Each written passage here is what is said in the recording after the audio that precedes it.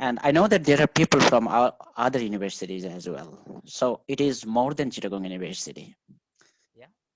So I thank you very much for joining me today with this session.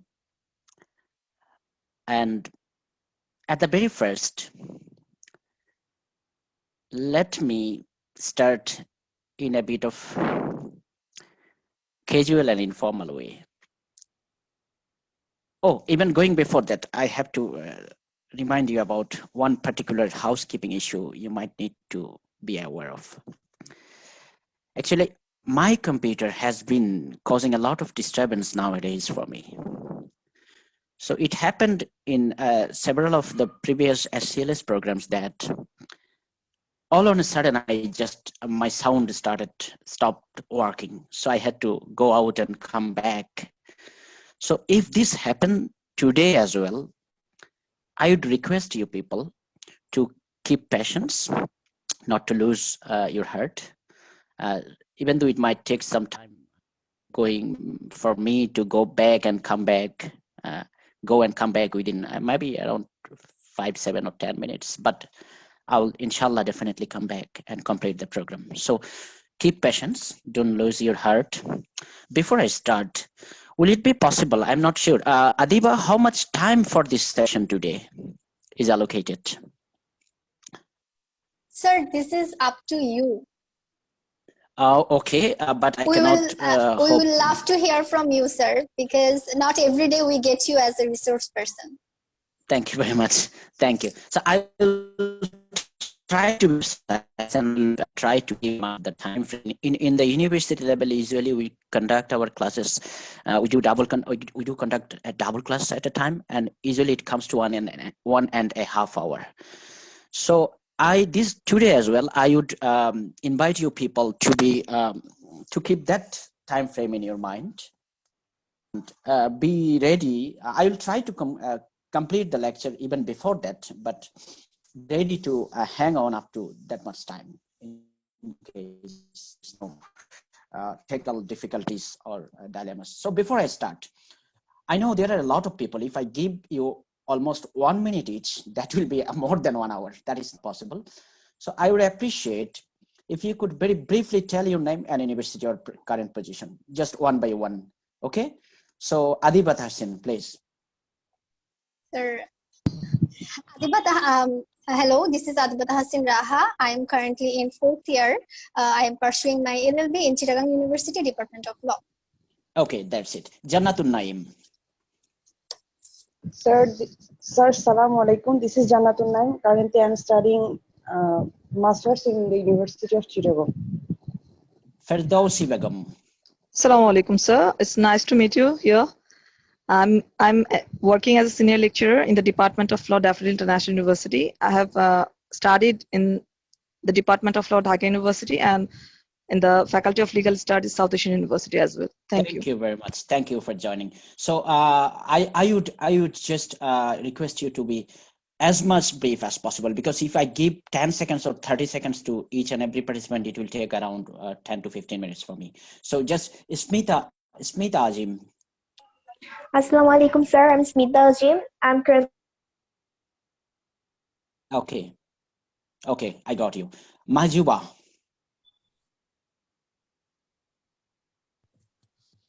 Assalamu alaikum, sir. This is Mahjuba, and I'm currently studying in Faculty of Law, University of Chittagong, and I'm a student of That's Masters. Nice. Reshma. Assalamu alaikum. A student of LLM from Borishal University. Thank you very much. Samia Sumaya Sultana. Assalamu alaikum, sir. I'm studying in Chittagong University, Department of Law. Tafhimul Islam. Assalamu alaikum, sir. I'm currently a student at the University of Chittagong, Department of Law. MZ Ashraful. Assalamu alaikum, sir.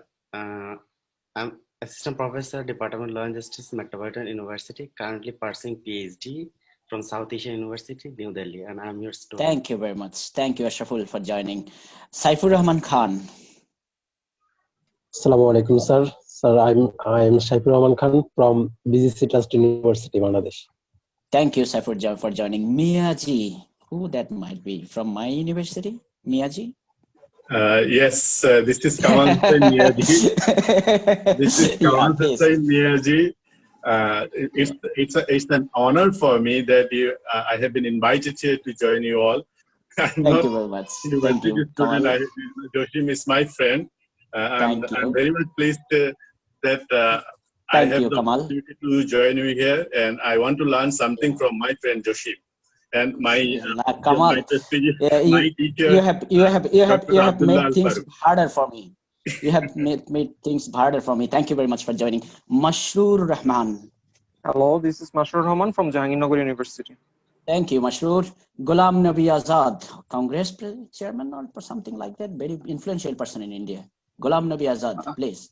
Hello, sir. This is Ghulam Nabi Azad Labib from Khulna University. Great, thank you. Farooq Hussain. I'm Farooq Hussain from the Department of Law, University of Dhaka.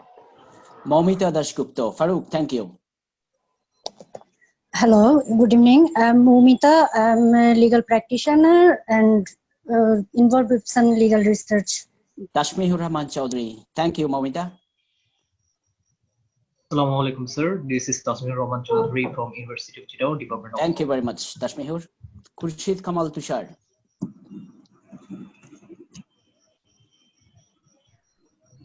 Khurshid Kamal Tushar is from Chittagong University. I am skipping because I don't have much time. Sanjida Afroz Prishti.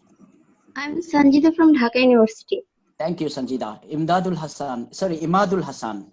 Assalamu alaikum, Imadul Hassan, third year law student from Borishal University. Assalamu alaikum. Yeah, Kaji Shommo. Hello everyone, this is a former student of Rajshahi University and an apprentice lawyer at Rajshahi Court. Thank you very much.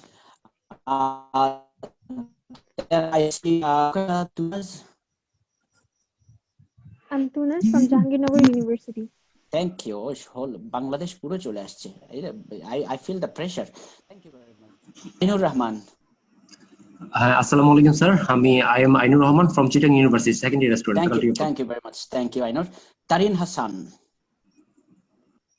Sir, assalamu alaikum. I am studying Master of Law at Chittagong University. I'm your student. Thank you very much. Fariha Farin. Assalamu alaikum, sir. I'm a second year student at Department of Law, University of Chittagong. Thank you. Rabiul Hassan. Assalamu alaikum, sir.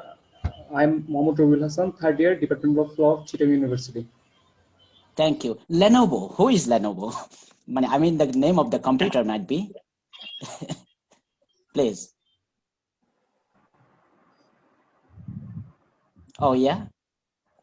I move on. Hassan Al-Banna. Sorry, sir, late. This is Joinul Abedin from Baranda University, Department of Law. Thank you very much. Thank you. You are in the name of Lenovo. Okay, Hassan Al-Banna. Assalamu alaikum from Northern University, Bangladesh. Thank you. Nargis Fatima, I think from Chittagong University. I am skipping because I don't have much time. Maimuna. Nargis, don't mind.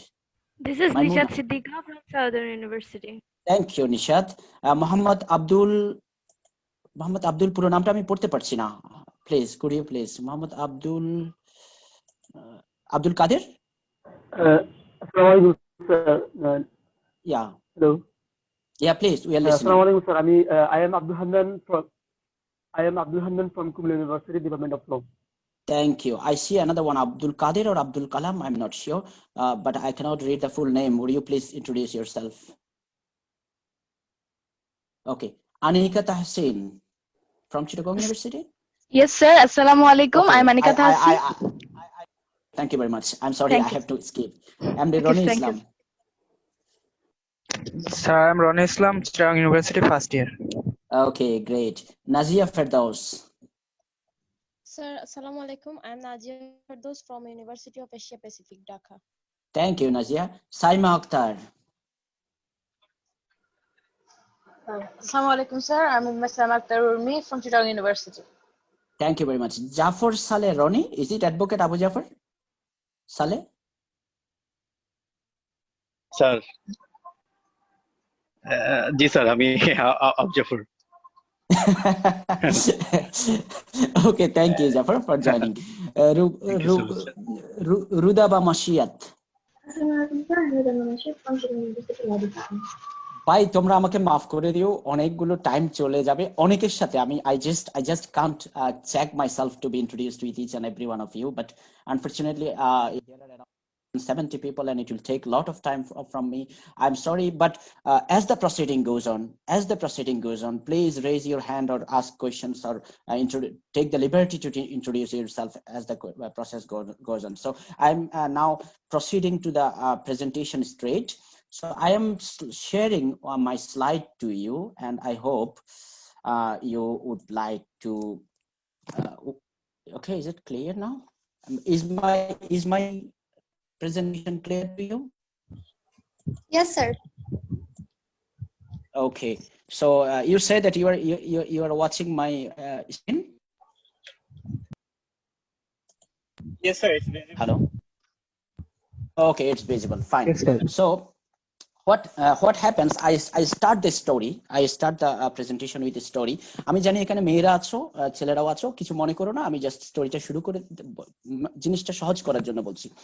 আমি আসলে একসময় cricket তো তখন কপিল দেব মনে হয় অবসর নিয়ে just ধারাভাষ্যে নতুন করে এসেছেন আর কি। ওই সময় কপিল দেবকে সাংবাদিক জিজ্ঞেস করছেন যে তরুণ প্রজন্মের বোলারদের জন্য আপনি কি পরামর্শ দেবেন।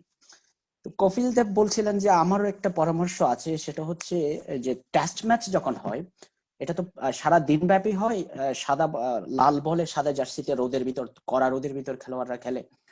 সো আমার একটা পরামর্শ হচ্ছে প্রত্যেকটা সেশনে ড্রিঙ্কস ব্রেক বা লাঞ্চ ব্রেক তুমি একবার করে আন্ডারওয়্যার চেঞ্জ করো।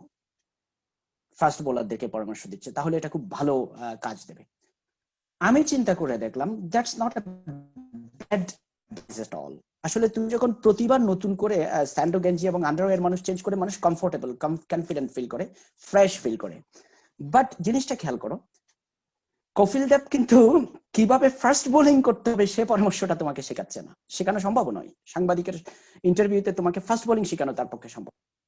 He has given a tip which is very effective in energizing you, in keeping you well, strong and healthy and charmful in the field.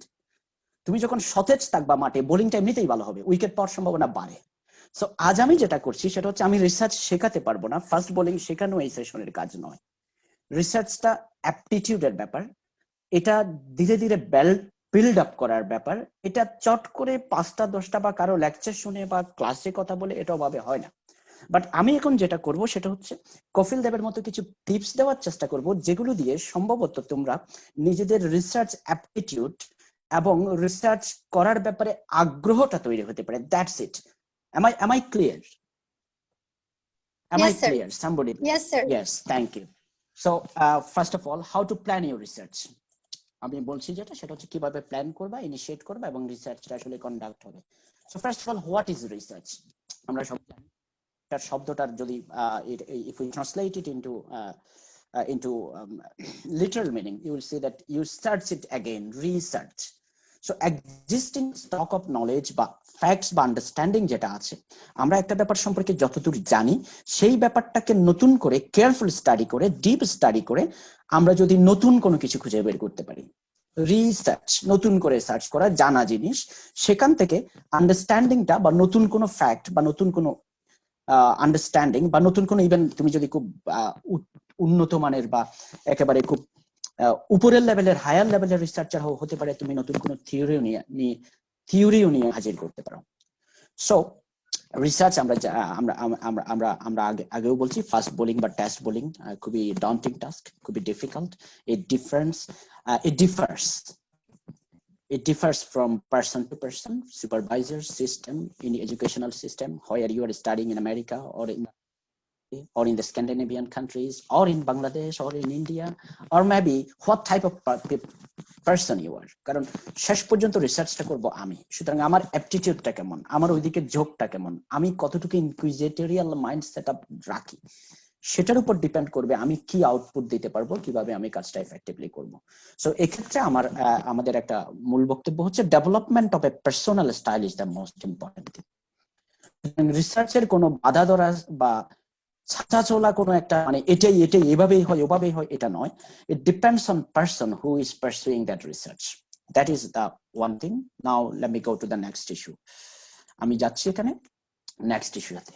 Okay, so এখানে যেটা হবে সেটা হচ্ছে রিসার্চের মাধ্যমে আমরা কি করি, অনেক সময় হয় কি আমরা একটা প্রবলেম ফেস করলে সেই প্রবলেমের সলিউশন বা আনসার সেটা একটা খুঁজে বের করার চেষ্টা করি, সেটা একটা, ওইটাকে আমরা রিসার্চের ভাষায় বলছি ইট ইজ এ রিসার্চ কোয়েশ্চেন। এবং রিসার্চ কোয়েশ্চেন অলওয়েজ এমন নয় যে it is not straight forward. আমি একটা এক্সাম্পল দেবো একটু পরে, যে রিসার্চ কোয়েশ্চেন অলওয়েজ মানে একটা স্ট্রেট ফরওয়ার্ড রেজাল্ট নিয়ে আসবে, not that. There might be one research question and there might be several other underlying research questions that emerge from that original question with which I started the research. So let me আমি কিন্তু খুব সহজ করে আসলে কথা পারছি, ভেতরে আরেকটু পরে যাব। সো আমি একটা এক্সাম্পল দিচ্ছি, যে ধরা যাক আমরা চিন্তা করছি একটা প্রশ্ন নিয়ে, আমার যে শিক্ষার্থী আজকে ফার্স্ট ইয়ার বা সেকেন্ড ইয়ার থেকে লেখালেখি শুরু করার চিন্তা ভাবনা করছে, সে ভাবছে হয়তো 4-5 হাজার শব্দের বা 2-3 হাজার শব্দের বা এমনকি 700-800 বা 1000-1500 শব্দের একটা ছোট লেখা লিখবো।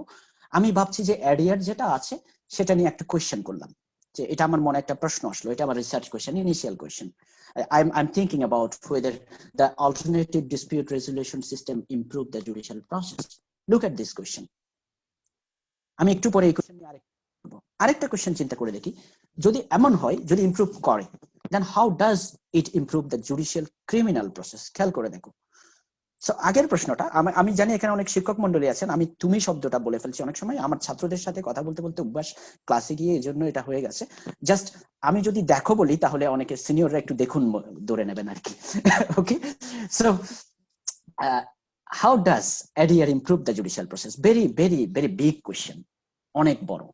আর একটু ছোট করে ফেললাম, যে ক্রিমিনাল প্রসেস এডিআর। আমি এই পর্যায়ে যারা পার্টিসিপেন্ট আছে, আমার মনে হয় 1-2জনকে আমি জিজ্ঞেস করে দেখতে পারি, এই প্রশ্ন দুটোর ভিতরে কোন প্রশ্নটি নিয়ে অ্যাটলিস্ট বাংলাদেশে মনে হয় সাস্টেনেবল হবে আমাদের মুভ করা? যে কেউ একজন প্লিজ, এনিওয়ান প্লিজ ভলান্টিয়ার, কথা বলো, বাংলা ইংরেজি কোনো সমস্যা নেই। আমি স্যার ফার্স্টের কোশ্চেনটা, does ADR improve the judicial process, এটা বাংলাদেশের জন্য আসলে অ্যাডজাস্টেবল? স্যার আমার মতে এটা মানে দ্বিতীয় কোশ্চেনটা বাংলাদেশের জন্য অ্যাডজাস্টেবল হবে। আচ্ছা, কেন দ্বিতীয় কোশ্চেনটা? ক্রিমিনাল প্রসেস, কেন হচ্ছে কারণ আমরা আমাদের ক্রিমিনাল প্রসিডিউরের ক্ষেত্রে কিন্তু এডিআর সিস্টেমটা কিন্তু তেমন একটা নাই। হ্যাঁ, এক্স্যাক্টলি, ওয়েল স্পটেড হান্নান। আমি থামিয়ে দিচ্ছি তোমাকে, কারণ আমি তোমার প্রশ্নের আনসারটার এসেন্স পেয়ে গেছি এবং তোমার লাইন অফ থিংকিং এর সাথে আমি একমত। কারণ হচ্ছে আমরা যদি বলি এই মুহূর্তে বাংলাদেশে does ADR improve judicial process, দেখো বাংলাদেশ এডিআর সিস্টেমটা নিয়ে পড়াশোনা শুরু হয়েছে সেই জাস্টিস মোস্তফা কামালের আমল থেকে, এক্সপেরিমেন্ট হচ্ছে। আমরা 1985 সালের ফ্যামিলি কোর্ট অর্ডিন্যান্সের মাধ্যমে এডিআর আনার চেষ্টা করেছি, সেটাকে 1999-2000 আস্তে আস্তে সেটা নিয়ে কয়েকটা 2000 সালে সম্ভবত কয়েকটা পাইলট প্রজেক্ট হয়ে গেছে এবং 2003 সালে এটা সিপিসিতে চলে আসছে। 2010-এ আমি কিছুদিন আগে একটা আমাদের রিসার্চ সিম্পোজিয়ামে এটা বলছিলাম, 2010-এ আমরা যে লিগ্যাল এইড অ্যাক্টের এনেছি সেখানে এডিআর এর কথা এসেছে। 2006-এ সিপিসিতে আরো সংশোধনী এসেছে। 2017 সালে এডিআর একটি আরো সংশোধনী এসেছে। এডিআর জিনিসটা আমাদের জুডিশিয়াল প্রসেসের ভিতরে অলরেডি চলে আসছে এবং আমরা সবাই কম বেশি একমত যে does ADR improve judicial process? Yeah, আনসারটা অলমোস্ট নোন, আমরা জানি, আমরা অনেকটা স্বতঃসিদ্ধ হয়ে গেছে। আমরা বলছি যে হ্যাঁ, জুডিশিয়াল প্রসেসের ভিতরে এডিআরটা হ্যাঁ এটা ইমপ্রুভ করবে, এটা কস্ট কমাবে, এটা লিটিগেন্টদের জন্য ইজি হবে, এটা টাইম কমাবে, এটা কোর্টের বার্ডেন কমাবে। দোজ থিংস আর অলমোস্ট লাইক ইউনিভার্সাল ট্রুথ টাইপের হয়ে গেছে এখন। সো এখন যদি আমি একটা রিসার্চ কোশ্চেন জিনিসটা নিয়ে এক্সপ্লোর করতে যাই, আমার মনে হয় সেকেন্ড কোশ্চেনটা মোর ইন্টারেস্টিং। এটা স্ট্রেট ট্রু ফলস কোশ্চেন না। How does ADR improve judicial criminal process? যে আমি কিন্তু এখন জুডিশিয়াল প্রসেসটাকে কোয়ালিফাই করে ফেলেছি। আমি একটু পরে আরো পরে এসে এটা রিসার্চের, যখন আমরা রিসার্চ ফ্রেমওয়ার্ক তৈরি করার সময় রিসার্চ কোয়েশ্চেনের কথা গুরুত্ব সেটা আমি বলবো, যে রিসার্চ কোয়েশ্চেন কিভাবে রিসার্চকে গাইড করে। আমি যখন জুডিশিয়াল ক্রিমিনাল প্রসেস বলে ফেলেছি, আমি কিন্তু আমার রিসার্চকে ন্যারো এবং ডাজ এডিআর, এটা বলতে কি সম্ভবত এটা কোন ধরনের এডিআর? ক্রিমিনাল প্রসিডিউরে আমরা জানি যে ফৌজদারি মামলায় আপোষ রফা হয় না, তাহলে সম্ভবত আমরা কি আমেরিকান অথবা অন্য কোনো কনসেপ্ট যেটা আছে প্লি বার্গেনিং, যে অভিযুক্ত দোষ স্বীকার করে যদি বলে যে না আমি এটা দোষ স্বীকার করলাম, এর ভিতরে দুই পক্ষ ঐক্যমত হয়ে শাস্তি কমানো বা শাস্তির মাত্রা কতদূর হবে সেটা নির্ধারণের একটা প্রসেস কিন্তু ইউএসএ তে আছে। লোক, আমি যখন ফার্স্ট কোশ্চেনটা রেজ করেছি একদম ট্রু ফলস কোশ্চেন, যখন সেকেন্ড কোশ্চেনটা রেজ করেছি আমি জানি এখানে 70-72 জন পার্টিসিপেন্টের ভিতরে অনেকের ভিতরে এখন জিনিসটার ভিতরে ইন্টারেস্ট চলে আসছে, রাইট? বাংলাদেশে তো প্লি বার্গেনিং নেই, তাহলে plea bargaining as a concept of এরিয়ার in the judicial criminal process, it is an interesting question. It's worth pursuing, isn't it? এভাবে এই রিসার্চ কোশ্চেনটা আমাদের আগ্রহটাকে তৈরি করবে এবং আমাদের রিসার্চের এরিয়াটা ডিফাইন করবে। আমি ওই কোশ্চেনটা একটু ভাগ করছি আগের কোশ্চেনটা। Look at this. Does ADR improve the judicial process? It is a purely true false question. আমরা বলি হ্যাঁ, ট্রু। স্টুডেন্টস, ওই যে প্রথমে আরেকজন কে বলছিল, প্লিজ শুভ্রদেব কি আমাদেরকে এই কোশ্চেনটা নিয়ে রিসার্চ করতে চেয়েছিল? শুভ্র, তোমাকে আমি মনে হয় বাদ দিয়ে দিয়েছিলাম আব্দুল হান্নানের কাছ থেকে, বলেছিলাম আব্দুল হান্নানেরটা রাইট, তোমারটা রং। নো, এটা ইন্টারেস্টিং, রিসার্চে কোনো রাইট অ্যান্সার রং অ্যান্সার নাই। Your perspective is also right. Why? Because আমরা বলছি does ADR improve judicial process. হ্যাঁ, আমরা বাংলাদেশে জানি যে আমরা মুখে মুখে বলছি এডিআর জুডিশিয়াল প্রসেসকে ইমপ্রুভ করে, কিন্তু এটাও তো সত্য, কতটুকু করে সেটা নিয়ে বাংলাদেশে কোনো স্টাডি এখনো হয়নি। এমনি মুখে মুখে বলছি, কিন্তু একদম পুরো cost analysis, political economical analysis, statistical analysis দেখিয়ে আমাদের রিসার্চাররা এখনো বলতে পারেনি যে কি পরিমাণ ইমপ্রুভ করে, এবং যা পরিমাণ ইমপ্রুভ করে সেটা আদৌ মানে সেটা কি সাফিসিয়েন্ট কিনা, নাকি সেটার আরো কোনো মডিফিকেশন দরকার আছে, নাকি আমরা যা পাওয়া উচিত পাচ্ছি না কম পাচ্ছি। That is a very important question. So রিসার্চের ক্ষেত্রে এটা একটা আমি উদাহরণটা দিচ্ছি জন্য, রিসার্চের ক্ষেত্রে আমাদের এটার কোনো সুযোগ নেই যে শুরুতেই ধরে নেবো এটাই রাইট ওটাই wrong. Shubhradeb right, Abdul Hannan right. Okay, let's proceed. Why? These types of questions seeks to determine whether a particular situation is true or false. So এখানে দেখা যাক, আমি যদি মনে করি যে না বাংলাদেশে স্টিল এডিআর নিয়ে কাজ করার সুযোগ আছে, ADR improve judicial process, look at this. এই কোশ্চেনেরও অনেক সাব কোশ্চেন আছে। হ্যাঁ, এডিআর বলতে কি বুঝছি, কোন এডিআরটা বুঝাচ্ছি, মেডিয়েশন, কনসিলিয়েশন, আরবিট্রেশন, কোন সাইডটা দেবো, কারণ এটা এডিআর এর তো অনেক ফরম্যাট আছে। আমার রিসার্চ যদি আমি শুরু করতে যাই, এটা আমার রিসার্চের স্কোপ এবং লিমিটেশনের একটা কথা পরে আসবে। যে আমি যদ্দূর লিখতে চাই, আমি 5000 শব্দ লিখবো, 2000 শব্দ লিখবো, বা 500 শব্দ লিখবো, বা একেবারে 1 লাখ শব্দের একটা পিএইচডি রিসার্চ লিখবো, অথবা 30-40 হাজার শব্দের একটা এলএলএম রিসার্চ লিখবো, তাহলে অবশ্যই আমাকে আমার প্রিন্সিপাল লিগ্যাল কোয়েশ্চেনকে সাব কোয়েশ্চেন দিয়ে ফাইন টিউন করে ফেলতে হবে কোন এরিয়াতে আমি যাব, কারণ আমি সবকিছু কভার করতে পারবো না। My research, the boundary of my research must be well determined well in advance. So আমার মনে আছে বেশ কিছুদিন আগে আমি মাসুম বিল্লাহ ভাইয়ের সঙ্গে একটা শোকি গবেষণাকারে কয় নামে একটা টক করেছিলাম। এটা it was not a sort of lecture, perhaps a sort of talk show and conversation. আমরা ওখানে মাসুম বিল্লাহ ভাই আমাকে একটা লেখা দিয়েছিলেন, ওটা আমরা এসএলএস ল রিভিউর জন্য রেখে দিয়েছি, ইনশাআল্লাহ আসবে। সো ওইটা থেকে এই জিনিসটা একটু ভিন্ন। এখানে আমরা স্পেসিফিক্যালি একেবারে রিসার্চ স্কিল শুরু থেকে যে একটা রিসার্চকে কনসেপচুয়ালাইজ করা এবং রিসার্চের বাউন্ডারি কোয়েশ্চেন সাব কোয়েশ্চেনের মাধ্যমে বাউন্ডারি ডিটারমাইন করার কাজটা একটু হাতে কলমে দেখার চেষ্টা করছি। সো আমরা যখন does ADR improve judicial process এই কথাটা বলছি, so what we are looking into, we are looking into perhaps some sub questions, what ADR does, what the judicial process is. I have to define it. দেখো আমার এই research কোয়েশ্চেনের প্রথম পার্টটা হচ্ছে ADR, আমাকে বলতে হবে আমি কোন এডিআর এর কথা বলছি, এবং তারপরে বলছি আমি জুডিশিয়াল প্রসেস, আমি কোন জুডিশিয়াল প্রসেসের কথা বলছি, is it criminal, civil or commercial or anything else. সেক্ষেত্রে আসছে how does the judicial process operate. এখন আমি বাংলাদেশ নিয়ে কথা বলবো, ঠিক আছে, বাংলাদেশের বিচার প্রক্রিয়াটা ফৌজদারি বা দেওয়ানি যেটাই হোক কিভাবে চলে, কারণ প্রক্রিয়াটা কিভাবে চলে সেটা বুঝতে পারবো কোন জায়গায় আমার যে প্রক্রিয়া আমি বলছি এডিআর সেটার কন্ট্রিবিউট করার সুযোগ আছে এবং কোন জায়গায় নেই। So how ADR contributes to this process. So sub questions essentially আমি আমার স্টুডেন্টদেরকে বা এখানকার পার্টিসিপেন্টদেরকে যেটা বলতে চাচ্ছি সেটা হচ্ছে কোনো কোয়েশ্চেনই ফেলনা নয়, কোনো কোয়েশ্চেনের আনসারই স্ট্রেট ফরওয়ার্ড নয়, কোয়েশ্চেনের উপর সাব কোয়েশ্চেন থাকে। এই জিনিসগুলো রিসার্চ কনসেপচুয়ালাইজ করার জন্য, এই যে আমি শুরুতে বলছিলাম, it is planning, initiating and conducting research, legal research. এই প্ল্যানিংটার জন্য কোয়েশ্চেন সাব কোয়েশ্চেন বা এই ধরনের জিনিসগুলো একটু মাথায় নিয়ে রিসার্চের বাউন্ডারি তৈরি করার একটা প্রয়োজন পড়ে। আমি আরো এক্সাম্পল দিই। নিজের কথা বেশি বলি, এটা আমার একটা বদভ্যাস আছে। কারণ এটা বদভ্যাস থাকলেও আমি জেনে শুনে অনেক সময় বলে ফেলি। কারণ হচ্ছে আমি দেখেছি বই থেকে বলাটা হয় না, আমার নিজের যাপিত জীবনে আমি যেটা দেখেছি সেটা বললে মনে হয় স্টুডেন্টদেরকে একটা এক্সাম্পলিফিকেশন করার কাজটা বেশ ভালোভাবে করা যায়। So sub question means breaking down the research further to the point where the finer details and contents of the project are defined and nuanced. Now, next question. যদি আমি আব্দুল হান্নানের এই কোয়েশ্চনটা ধরি, how does it improve the judicial criminal process? এটা আরো একটু specific. এখানে এই কোশ্চেনটার ভিতরে দেখো একটা ইস্যু আছে, হাউ ডাজ এডিআর ইমপ্রুভ। আগের কোশ্চেনটা দেখি, ডাজ এডিআর ইমপ্রুভ, আমি কিন্তু শিওর না, করতেও পারে নাও করতে পারে, আমি কোনো হাইপোথেসিস এখানে ডেভেলপ করিনি। এই কোশ্চেনের ভিতরে একটা হাইপোথেসিস আছে, আমি বলছি হ্যাঁ এডিআর ইমপ্রুভ করে, প্রশ্নটা হচ্ছে কিভাবে করে। So at the initial stage, at the initial planning of my research, আমি একটা হাইপোথেসিস নিয়ে কিন্তু কোশ্চেনটা রেজ করেছি, বলেছি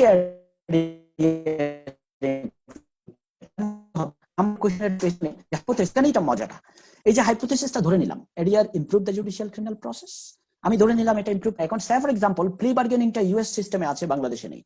আমি যখন বাংলাদেশে এই রিসার্চটা করব, তখন আমি যদি বলি how does plea bargaining improve the judicial criminal process in Bangladesh, আমি মনে হয় একটু সীমা লঙ্ঘন করে যাব। কারণ বাংলাদেশের ক্ষেত্রে আমি সরাসরি এভাবে হাউ ডাজ ইট ইমপ্রুভ, আমি এটা প্লি বার্গেনিং বাংলাদেশের ক্রিমিনাল প্রসেসকে ইমপ্রুভ করবে এটা ধরে নেওয়ার মতো ম্যাচিউরিটি বাংলাদেশের লিগ্যাল সিস্টেমের এখনো আসেনি, কারণ প্লি বার্গেনিং তো আসেইনি এখন এখানে।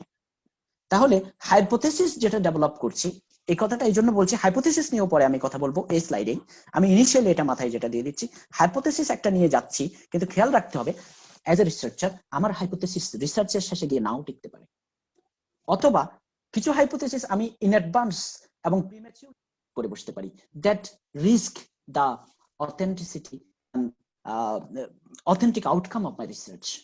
সো এইসব জিনিস নিয়ে ভাবার দরকার আছে আর কি, যে এখানে আমরা এজিউম করে নিচ্ছি এডিআর ইমপ্রুভস গুড প্রসেস, এখন আমাদের পরের কাজ হচ্ছে আসলে কিভাবে ইমপ্রুভ করে সেটা দেখা। সো এক্ষেত্রে ইট ইনভলভস ইন্টারোগেশন প্রসেস, আমি স্টাডি করব, এবং it limits the focus on the criminal process. এটা তো ফোকাসড, এটা এখন সিভিল প্রসেসে নাই, ক্রিমিনাল প্রসেসের ভিতর দিয়েই আছি, only particular aspect. Now what is hypothesis?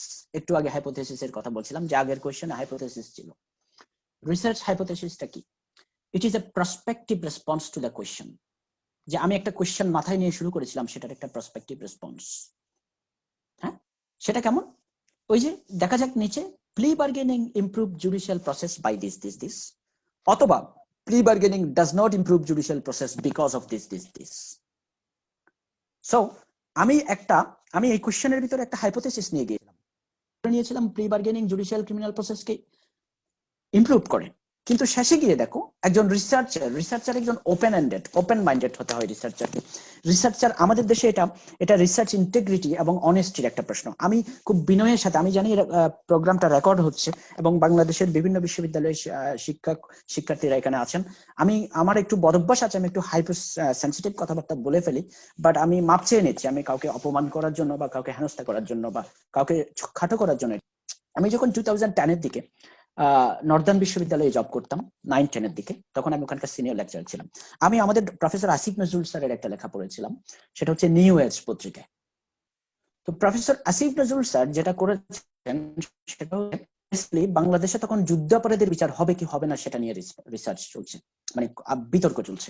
তো আসিফ নজরুল স্যার খুব ভালোভাবে ইন্টারন্যাশনাল হিউম্যানিটেরিয়ান ল, ইন্টারন্যাশনাল ক্রিমিনাল ল এর অনেকগুলো কনসেপ্ট নিয়ে এসে তিনি একেবারে মডার্ন পর্যন্ত নিয়ে আসছেন, একদম লেটেস্ট ডেভেলপমেন্টটা তুলে এনে বলছেন যে ইন্টারন্যাশনাল ক্রাইমস ট্রাইব্যুনাল টাইপের কিছু যদি ডোমেস্টিক লেভেলে করতে যায়, তাহলে যে অভিযুক্তের যে সমস্ত ফৌজদারি বিচারে যে সমস্ত আত্মপক্ষ সমর্থন সহ যে সমস্ত মানবাধিকারগুলো, বিচারিক অধিকারগুলো আছে, সেগুলোর লেটেস্ট ডেভেলপমেন্ট হচ্ছে এটা।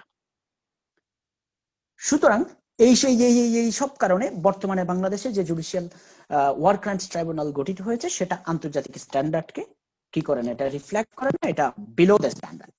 ফাইন, আমি বুঝতে পারলাম উনি 2010 সালের স্ট্যান্ডার্ডে 1971 সালের যুদ্ধাপরাধের বিচারের কথা বলছেন, এবং এই অ্যাপ্রোচটা, এটাকে যদি আমি হাইপোথেসিস ধরি, সম্ভবত রিসার্চটা বা রাইটিংটা শুরু করার আগেই আসিফ নজরুল স্যার যেটা করেছেন সেটা হচ্ছে তিনি একটা পক্ষ নিয়েছেন।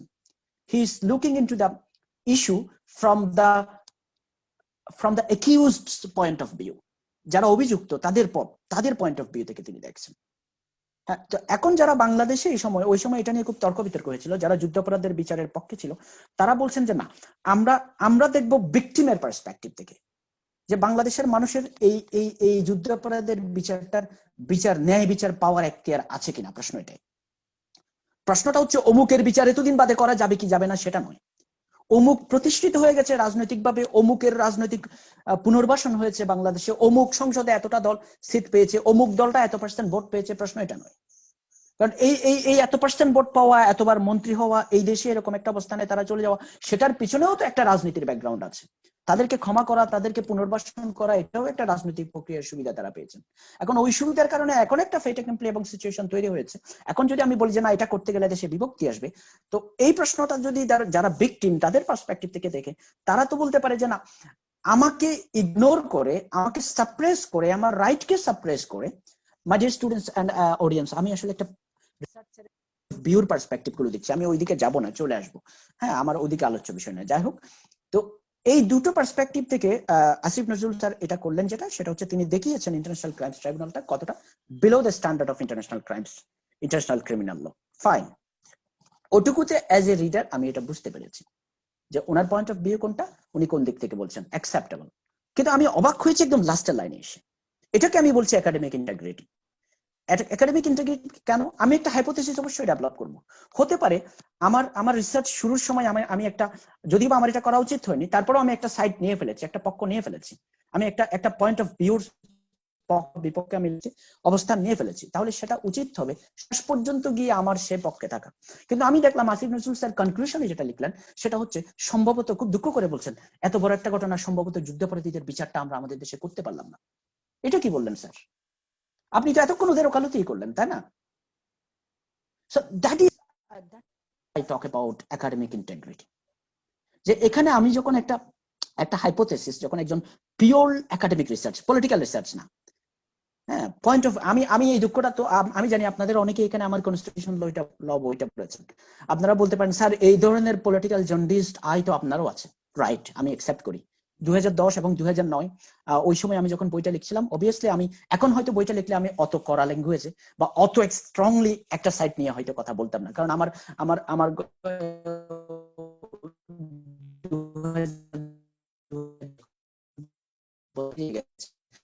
দৃষ্টিভঙ্গি আমি বাট ওখানে একটা জিনিস আপনারা খেয়াল করুন,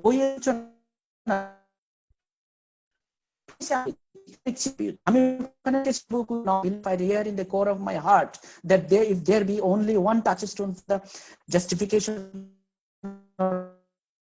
or interpretation of the Article 71,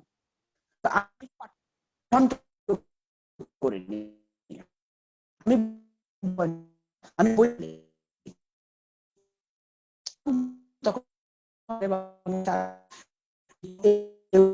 মূল বাংলাদেশের বই হিসেবে চালিয়ে দিয়েছেন এবং জেনারেশনের পর জেনারেশন ধরে স্টুডেন্টরা একটা পয়েন্ট অফ ভিউ জেনেছে, আরেকটা পয়েন্ট অফ ভিউ জানেন।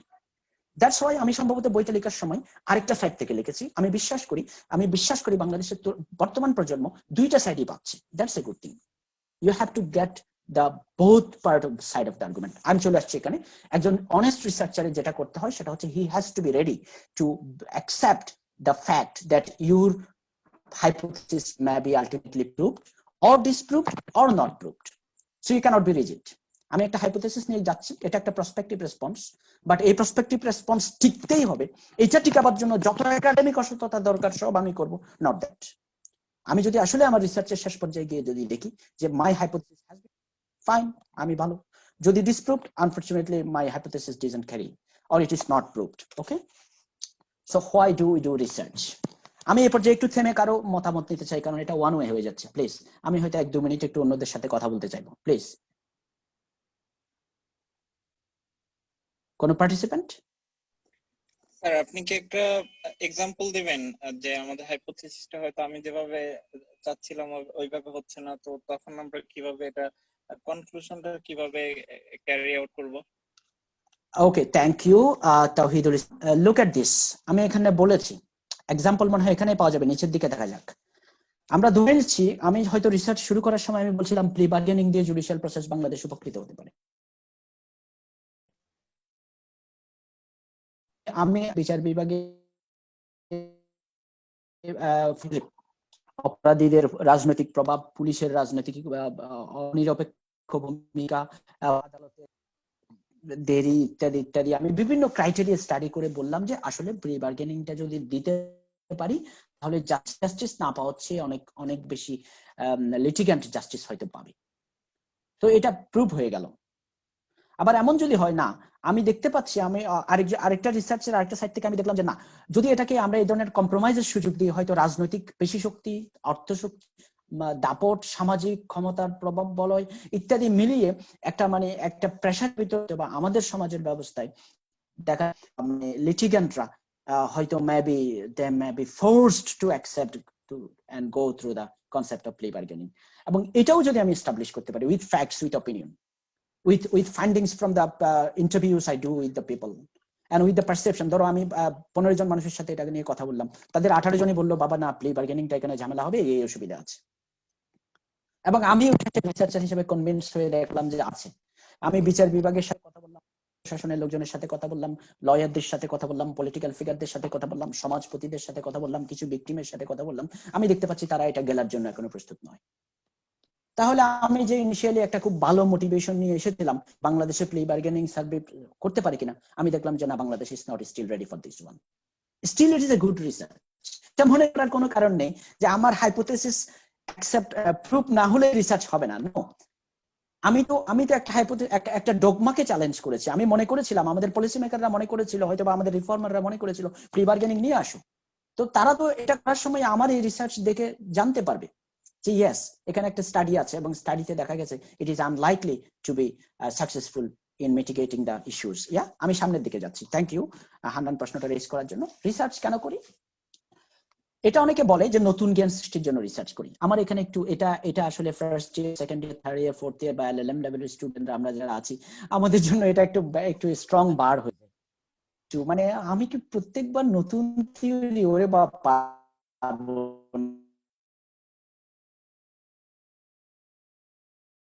আমার রিসার্চ আমাকে দিয়ে হবে না, not that. Basically it's you'd, no problem. আমি তো কোনো একটা কারেন্ট আন্ডারস্ট্যান্ডিং কে ক্লারিফাই করতে পারি, একটু স্পষ্টতা আছে কোনো একটা ইস্যুতে। হ্যাঁ, মনে হচ্ছে যে যেমন এখানে আমি একটা এক্সাম্পল নিয়ে আসতে পারি।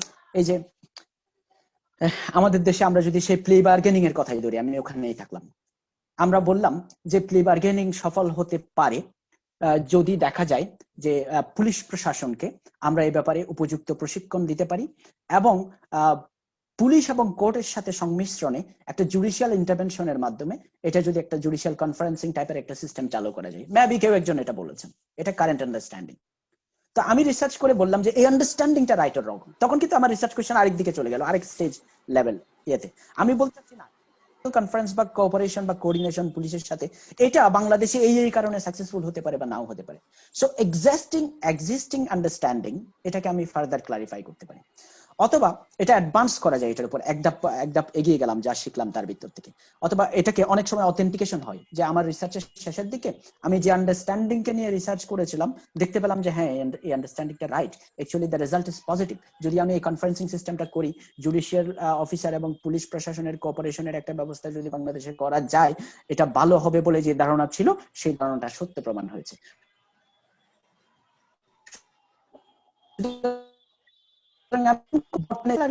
সেটার অ্যাডভান্সমেন্ট বা রিফাইনমেন্ট করে সেটাকে অথেন্টিকেট করেও যদি আমি একটা রিসার্চ বের করতে পারি, that is also good. So research মানে সবসময় যে সবকিছু নতুন ডক্ট্রিন, নতুন থিওরি আবিষ্কার করতে হবে তেমন কিন্তু নয়। So that is why research is actually অর্থ পারসুইং। আমি রিসার্চকে এটাকে খুব গুরুত্ব সহকারে দেখতে চাই। প্রশ্ন দেখেছি, সাব কোয়েশ্চন দেখেছি, হাইপোথেসিস দেখেছি। এখন প্রশ্ন হচ্ছে আমরা কি মেথোডোলজি নিয়ে কি হবে, এটা একটা প্রশ্ন। যে আমি যখন question, after determining the research question, sub question and the next step is to begin to gather information. আমি আমার তথ্য, যে সমস্ত আর্টিকেল পড়বো, বই পড়বো, কেস পড়বো, স্ট্যাটিউট পড়বো, কনস্টিটিউশন পড়বো, ফিল্ড ওয়ার্ক করবো, গ্যাজেট পড়বো, কথা বলবো, ইন্টারভিউ নেবো, এগুলো হচ্ছে ইনফরমেশন গ্যাদারিং সিস্টেম। এখানেই এসেই আসলে বেসিক্যালি আমি ইনফরমেশন গ্যাদার করতে করতে আমার কোয়েশ্চেন চেঞ্জ হয়ে যায়, আমার হাইপোথেসিস চেঞ্জ হয়ে যায়, আমার নলেজ একটু আপডেট হয়, পারসিউ হয়, দ্যাট ইজ ইট। সো এক্ষেত্রে It is at this point that the researcher frames the hypothesis and begins to adopt the methodology. মেথোডোলজির প্রশ্ন আসছে যখন অ্যাকচুয়ালি আমি রিসার্চটা শুরু করে দিলাম, তথ্য পরিসংখ্যান জোগাড় করা শুরু করলাম। Yes, methodology determines. আমি মেথোডোলজি ডেফিনিশন দিতে যাব না, প্রত্যেকের মেথড অনেকে আছে। আমি মেথোডোলজি জিনিসটা খুব একটা মানে হাসি প্রায় সময়, এখনো মাঝে মাঝে ইয়া আছে, কমে আসছে অবশ্য। বলতাম যে মেথোডোলজি আবার কিসের? এই যে সাঁতার যখন শিখতে যাব তখন পুকুরে আমার মা বাবা নামিয়ে দিয়েছে, আমি মানে খাবি খেতে থাকবো, পানি না খেলেই হলো, কোন রকম ওই পারে উঠতে পারলেই কাজ হয়ে যাবে। That is fine. ইয়েস, এটা হচ্ছে স্বশিক্ষিত যারা আছেন, করতে করতে যারা শিখেন, গাইতে গাইতে যারা গায়েন, তারা এটা করতে পারেন। কিন্তু একই জিনিস আমি যদি বলি, আমি জসিম আলী চৌধুরীকে অলিম্পিকে সাঁতার কাটতে পাঠিয়ে দেওয়া হয়েছে, তখন কিন্তু আমি আমার বাড়ির পুকুরে সাঁতার কাটছি না, তখন 1 সেকেন্ডের 1000 ভাগের 1 ভাগ সময়টা খুব গুরুত্বপূর্ণ। তখন কিন্তু আমাকে সাঁতারের মেথোডোলজি ফলো করতে হবে, কারণ মেথোডোলজি মেক্স দ্য ডিফারেন্স। এটা আমরা যারা একটু র প্রক্রিয়ায়, বাংলাদেশে তো একটু রিসার্চটা কালচারটা কম, আমরা তো মূলত পরীক্ষা দিয়ে পাশ করে অভ্যস্ত। আমরা নিজেরাও করতে চাই না, আমাদের অ্যাসাইনমেন্ট যেগুলো বা ফিল্ড ওয়ার্ক যেগুলো দেয় খুবই দায়সারা ভাবে করে ফেলি, আমাদের সুপার না করে দায়সারা হচ্ছে নাম্বারটা দিয়ে পার পেয়ে যায়। বেসিক্যালি আমাদের রিসার্চ স্কিলটা বাংলাদেশে আমরা ডেভেলপ করতে পারি না, এটা খুব দুঃখজনক। আর যেটা করি সেটা হচ্ছে 5-10টা আর্টিকেল পড়ে ভাষায় লিখে আর কি,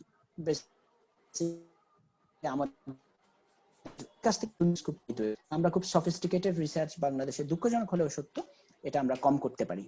সো এক্ষেত্রে মেথোডোলজির প্রশ্নটা হয়তো আমরা মানে এই আমাদের বিশ্ববিদ্যালয় পর্যায়ে শিক্ষা এবং ইয়েতে আমরা এটা someone is sending a message, let me see that message. হ্যাঁ, আমি তাহলে ভিডিওটা অফ করে দিই, আমার ইন্টারনেট এটা একটু ডিস্টার্ব করে, আমি বলছিলাম আমি তাহলে কিছুক্ষণের জন্য ভিডিও অফ করে দিই। ওকে, রাইট, থ্যাংক ইউ। সো এখানে যেটা আসতে পারে সেটা হচ্ছে যে মেথডটা আমাদের খুব জরুরি দরকার পড়বে যখন আমরা একটু উপরের লেভেলে স্টাডি করতে যাব। আমরা যখন আমাদের মাস্টার্স বা পিএইচডি থিসিসটা প্রজেক্ট সাবমিট করতে যাব, বা কোনো ডোনার ফান্ডেড বা গভর্নমেন্ট ফান্ডেড কোনো ইনস্টিটিউশনাল রিসার্চ করতে যাব, তখন কিন্তু আমাদের মেথোডোলজির ব্যাপারটা চিন্তা করতে হবে। হয়তো ছোটখাটো আর্টিকেল লেখার সময়, পত্রিকায় লেখার সময়, বা দেশের স্টুডেন্টদের ম্যাগাজিনে বা লেখার সময়, একটু এসে টাইপ লেখাগুলো লেখার সময়, নিজেদের হাত পাকানোর সময় হয়তো মেথোডোলজি নিয়ে অতটা নাও ভাবলাম, no problem. So methodology describes how the research is going to be conducted. You will do interview or just study materials or primary and secondary sources. আমার মনে হয় আমরা সবাই জানি প্রাইমারি সোর্স হচ্ছে সেই সমস্ত জিনিসগুলো যেখানে আইনটা এক্স্যাক্টলি পাওয়া যাবে, হ্যাঁ, যে স্ট্যাটিউট ল আছে, আমাদের parliamentary legislation, bill, gazette, government notification, constitution, yeah, this types of things. আমার কথা কি শোনা যাচ্ছে ঠিকভাবে? জি sir. Yes, sir. Okay, thank you. আমি একটু কনফিউজড, দ্যাটস ওয়াই। তারপর যেটা আসছে সেটা হচ্ছে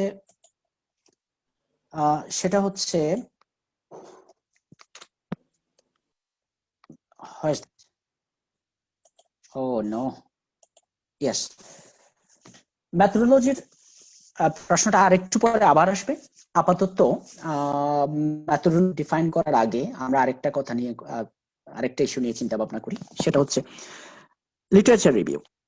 কারণ হচ্ছে আমি এখানে যাচ্ছি, এই যে এখানে একটা কোয়েশ্চেন, রিসার্চ কোয়েশ্চেন টেক করেছিলাম মনে মনে, সেটার নানা দিক নিয়ে চিন্তা ভাবনা করেছিলাম। তারপরে আমি একটা মনে মনে হাইপোথেসিস ঠিক করেছিলাম, সেটা প্রুভ করে কি ডিসপ্রুভ করে সেটা পরে দেখবো। আমার রিসার্চের ওভারঅল পারপাস সম্পর্কে আমার একটা আইডিয়া আসছে। মেথোডোলজি নিয়ে আরেকটু পরে কথা বলবো। আপাতত যেটা আসে সেটা হচ্ছে, হ্যাঁ, এই পর্যায়ে কিছু প্রাথমিক কাজ সেরে রাখতে হয় যে কোনো ধরনের রিসার্চের শুরুতেই। আমরা এটাকে যদি বলি যে literature research, the nature of the problem beam research, আমি কি ধরনের প্রবলেম নিয়ে কথা বলছি এবং এখানে কোন এরিয়াতে আমার কাজ করতে হবে, এবং অন্যান্য যা ইস্যু আছে সেখানে এই সম্পর্কিত যে সমস্ত লিটারেচারগুলো আছে আমাকে দেখে চিন্তা করতে হবে নলেজ গ্যাপটা কোথায়। আমি একটা এক্সাম্পল দিচ্ছি। আমি মনে হয় বক্তৃতার শুরুতে বলেছিলাম যে আমার কথাটা একটু বেশি বলার অভ্যাস আমার আছে। আমি মাপ চেয়ে নিচ্ছি, একটু আমিত্ব যদি হয়ে যায় এর ভিতরে আমাকে একটু ক্ষমা করে দেবেন আপনারা, বাট আমি এটা বলছি। সেটা হচ্ছে, আমি যখন আমার বর্তমান পিএইচডি প্রজেক্টটা নিয়ে কাজ করছিলাম শুরুতে, তো আমাকে আমার একজন শিক্ষক জিজ্ঞেস করেছিলেন, বাসে দুজন একসাথে যাওয়া আসা করছি, তখন বলছিলেন, জসিম তুমি কি নিয়ে কাজ করছো? আমি বললাম, স্যার আমি বাংলাদেশের জাতীয় সংসদ নিয়ে কাজ করছি। বলে, কেন? আমি বললাম স্যার আমি দেখতে পেয়েছি বাংলাদেশ যখন 1971 সালে স্বাধীন হয় তারপর থেকে 1975 পর্যন্ত বাংলাদেশ বঙ্গবন্ধুর বাইরে কিছুই চিনেনি।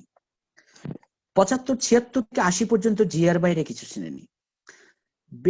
80, 82 পর্যন্ত, প্রায় 81 পর্যন্ত। 82-র পর থেকে 90 পর্যন্ত এরশাদের বাইরে কিছু চিনেনি। 90-এর পরে এসে আমরা খালেদা জিয়া এবং হাসিনার পাশাপাশি বিচারপতি মোস্তফা কামাল, বিচারপতি হাবিবুর রহমান, বিচারপতি শাহাবুদ্দিন আহমেদ, এদেরকে চিনতে শুরু করেছি। তাহলে খেয়াল করে দেখেন আপনারা, আমাদের মানে আমরা এক্সিকিউটিভ সাইডটা নিয়ে, রাষ্ট্রপতিদের নিয়ে, রাষ্ট্রপ্রধানদের নিয়ে, রাজনীতিবিদদের নিয়ে, মানে আমরা আমাদের সকল ফোকাস, আমাদের কনস্টিটিউশনাল স্টাডি, কনস্টিটিউশনাল আন্ডারস্ট্যান্ডিং, আমাদের পলিটিক্যাল আন্ডারস্ট্যান্ডিং, আমাদের স্টেটকে বোঝার যে প্রবণতা, সেটা আমরা একটা দিকে ফোকাস ছিলাম।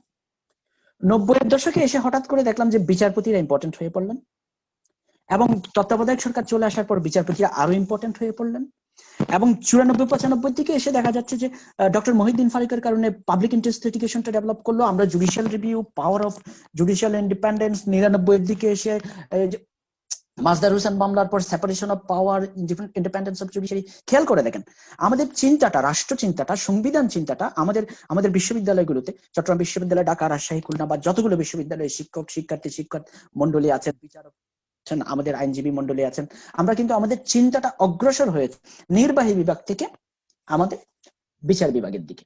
মজার ব্যাপার হচ্ছে, আমি এখন পর্যন্ত গত 3 বছর ধরে বাংলাদেশের পার্লামেন্ট নিয়ে পড়ছি। অত্যন্ত দুঃখজনক হচ্ছে, বাংলাদেশের কোন ল স্কুলের কোন প্রফেসর এখন পর্যন্ত, আমরা কেউ কখনো, আইনের লোকেরা, বাংলাদেশের জাতীয় সংসদের ক্ষমতায়ন, জাতীয় সংসদের প্রাতিষ্ঠানিক অবস্থান, জাতীয় সংসদের ভূমিকা যেটা রাখা উচিত সেটা কেন রাখতে পারছে বা পারছে না, সেই প্রশ্নটা আমরা চিন্তা করি। করেছেন বাংলাদেশে 2-1 জন, রৌনক জাহান করেছেন, দিলারা চৌধুরী করেছেন, তারপরে চট্টগ্রাম বিশ্ববিদ্যালয়ের পাবলিক অ্যাডমিনিস্ট্রেশন থেকে বিশেষ করে ডক্টর নিজাম আহমেদ করেছেন, তারপরে রাজশাহী বিশ্ববিদ্যালয় থেকে ডক্টর এটিএম স্যারের নাম কি, ঢাকা বিশ্ববিদ্যালয়ের সাদিক হাসান স্যার করেছেন, তাও পাবলিক অ্যাডমিনিস্ট্রেশনের।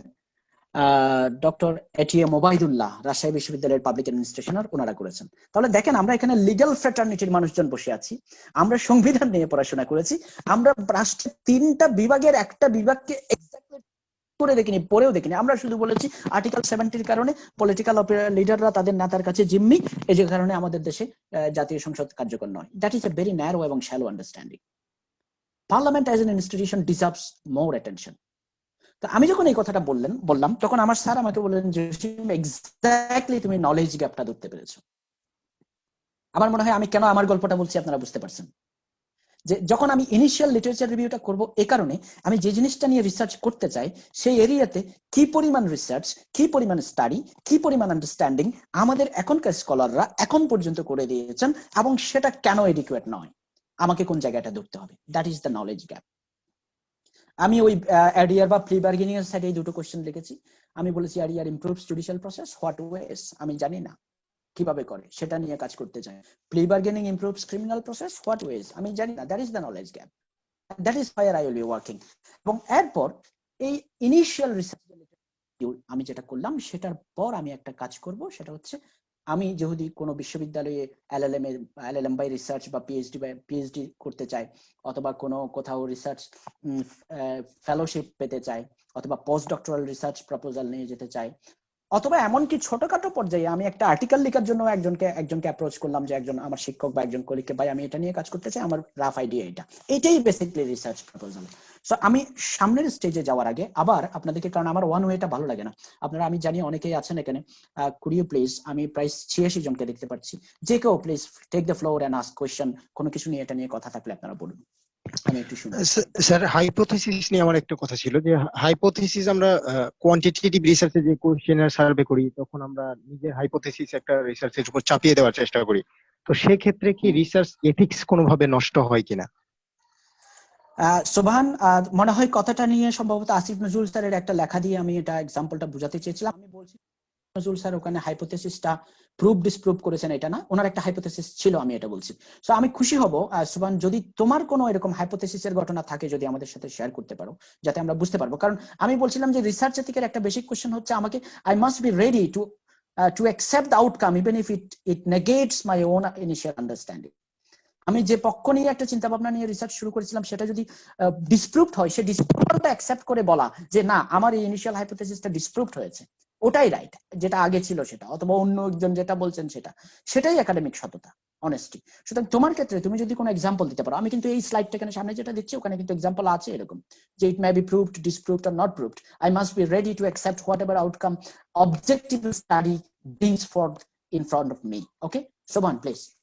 তুমি যদি স্যার আমরা একটা আমি একটা রিসার্চের সঙ্গে ছিলাম, এটা রাজশাহী সিটিতে মানে পাবলিক গ্রিনারি হেলথের উপরে কিভাবে প্রভাব ফেলে বা তার প্রভাব কতটুকু এটা নিয়ে। তো সেখানে গিয়ে যে কোয়েশ্চেনার সার্ভেটা করা হয়েছিল সেই কোয়েশ্চেনার যতটুকু প্রস্তুত করা হয়েছে ওখানে প্রায় 30-35টার মতো কোয়েশ্চেন ছিল। তো পরবর্তীতে এসে দেখা গেল যে ওখানে আরো কিছু বিষয় অ্যাড করা যেত, আরো কিছু কোয়েশ্চেন ওখানে সেট করা যেত, যে কোয়েশ্চেনটা সেট করা হয়নি কিংবা যে কোয়েশ্চেনটা সেট করা হয়েছে সেখানে ওই সেখানে যে অপশন গুলো দেওয়া ছিল সেই অপশন গুলো আরো বেশি ওপেন হলে রেজাল্টটা আরো বেশি ভালো আসতো। তো সেক্ষেত্রে রিসার্চটা ইন ভেইন হয়ে গেল, মানে মনে হচ্ছিল যে এতগুলো কোশ্চেন করা হলো 400-500-র মতো, সেগুলো সবগুলোই মানে তেমন কোনো কাজে দিচ্ছে না এরকম মনে হচ্ছে। এটাকে সোবান এই প্রশ্নটা রেজ করার জন্য ধন্যবাদ। প্রথম কথা হচ্ছে রিসার্চ ডিজাইনের ক্ষেত্রে ফ্ল থাকতে পারে, কোয়েশ্চেন যেটা ফ্রেম করলাম সে কোয়েশ্চেনটা চেঞ্জ হওয়া উচিত। এবং রিসার্চারের তুমি যেহেতু একাডেমিক রিসার্চের এথিক্স এর কথা বলছো, আমি বলবো রিসার্চারের এথিক্যাল স্ট্যান্ডার্ডটা হচ্ছে এটা যে যদি ফ্লটা আবিষ্কৃত হয় সাথে সাথে এটাকে আমাকে মডিফাই করার মন মানসিকতা নিয়ে আমাকে কাজ করতে হবে। আমি যদি মনে করি যে আমি যে কোয়েশ্চেনটা যেভাবে ফ্রেম করেছি সেটা অবজেক্টিভ হয়নি, সেটা মূলত আমি এমন ভাবে কোয়েশ্চেনটা ফ্রেম করেছি, আমি একটা পার্টিকুলার আউটকাম আশা করি এই জন্য আমি ওভাবে কোয়েশ্চেনটা ফ্রেম করেছি, that is not academic honesty. Maybe ওইটা দিয়ে হয়তো একটা রিপোর্ট করে একটা হইচই করা যাবে, কিন্তু এটা আলটিমেটলি রিসার্চ কিন্তু টিকে না। রিসার্চ করা হয় রিসার্চ খণ্ডন করার জন্য। এটা অনেকটা ওই ক্রিকেটের ভাষায় বলছি record. Roni Islam, could you please mute yourself? মনে হয় একটু সাউন্ড আসছে, আমি পারছি না মিউট করতে। Mister Roni Islam please mute yourself. Okay Soban, so এক্ষেত্রে যেটা হয় আমি আমি আমি আমি যেটা সরি আমি খেয়ে হারিয়ে ফেললাম। সোবান আমাকে একটু মনে করিয়ে দিবা আমি কি নিয়ে কথা বলছিলাম? স্যার আমরা ওই রিসার্চ এথিক্স নিয়ে বলছিলেন sir. Okay right, so yes ক্রিকেটে একটা কথা বলা হয় যে record is made to B broken, যে রেকর্ড করা হয় রেকর্ড ব্রেক করার জন্য। আমি একটা এক্সাম্পল দিই এটার ক্ষেত্রে, আমি চলে আসবো সোবান, বেশি দূরে যাচ্ছি না। আমার মনে আছে আমি যখন নর্দার্নে জব করতাম, প্রফেসর ডক্টর ডব্লিউ.এম. আব্দুল হক স্যার আমাদের ডিন, এখনো আছেন, স্যার আমাকে বলতেন যে আমার প্রফেসর অমুক ভার্জিনিয়া ইউনিভার্সিটি ল স্কুল থেকে আমি 1964 পিএইচডি করি, উনি আমাকে পড়াবার জন্য কানাডার ম্যাকগিল ইউনিভার্সিটি থেকে এসেছিলেন, উনি শুধুমাত্র আমাকেই সুপারভাইজ করেছেন 3 বছর, আর কোনো ক্লাসও নেননি, শুধু আমার জন্যই উনি ওই ভার্জিনিয়া ইউনিভার্সিটিতে ছিলেন। তো আমি বললাম স্যার ওনার নাম কি? বলে এটা। একটু আমি বলি স্যার একটু স্টাডি করে দেখি। আমি দেখলাম স্টাডি করে, একটু গুগল করে দেখলাম ওই প্রফেসর এত লেখা লিখেছেন। ইন্টারেস্টিংলি প্রফেসর মারা যাওয়ার 10 বছরের পরে ওনার কোনো লেখার কোনো ভ্যালিডিটি এখন আর নেই, ফিনিশড। মানে এটার উপর এত ফার্দার রিসার্চ হয়ে গেছে, রিসার্চ এখন এটা মানে লাইনে নাই আর কি, এটা চলে গেছে, ইটস গন। সো একাডেমিকের সাথে তাদের বেলায় সুযোগ পরিস্থিতিটা হচ্ছে এরকম, হয়তো তাদের রিসার্চটা লং লাস্টিং হবে ইন টার্মস অফ টাইম। কারণ আমি একটা হাইপোথেটিক্যাল এবং প্রিজুডিসড একটা রিসার্চ আউটকাম, একটা স্ট্রাকচার নিয়ে কাজ করে একটা সেন্সেশনাল কিছু একটা দিয়ে আমি কিন্তু টিকাইতে পারবো না এই রিসার্চ, কারণ এই রিসার্চ সিদ্ধ করার জন্য পরবর্তী প্রজন্মের রিসার্চাররা আছেন। সো কোয়ালিটি রিসার্চ এবং লাস্টিং ইমপ্রেশন তৈরি করে এমন রিসার্চ, সেটা কিন্তু একাডেমিকলি এবং অবজেক্টিভ এবং এই রিসার্চ এথিক্স ইম্পর্টেন্ট জিনিস। সুতরাং তোমার যে প্রশ্ন সেটার উত্তর হচ্ছে না, আমি হাইপোথেসিস চাপিয়ে দেওয়ার জন্য কোশ্চেনের ফ্রেম করতে পারবো না, বরঞ্চ অ্যাজ এ রিসার্চার আমাকে ফ্লেক্সিবল হতে হবে। আমি যদি দেখি যে এভাবে কোশ্চেন করলে এই কোশ্চেনগুলো বাদ দেওয়ার কারণে আমার রিসার্চ আউটপুট যেটা হচ্ছে সেটা সাবস্ট্যান্সিয়ালি অনেস্ট এবং এটা খুব ভালো রিসার্চের মর্যাদা পাবে না, তখন আমার দায়িত্ব হবে এটাকে মডিফাই করা, রিফ্লেক্ট করা।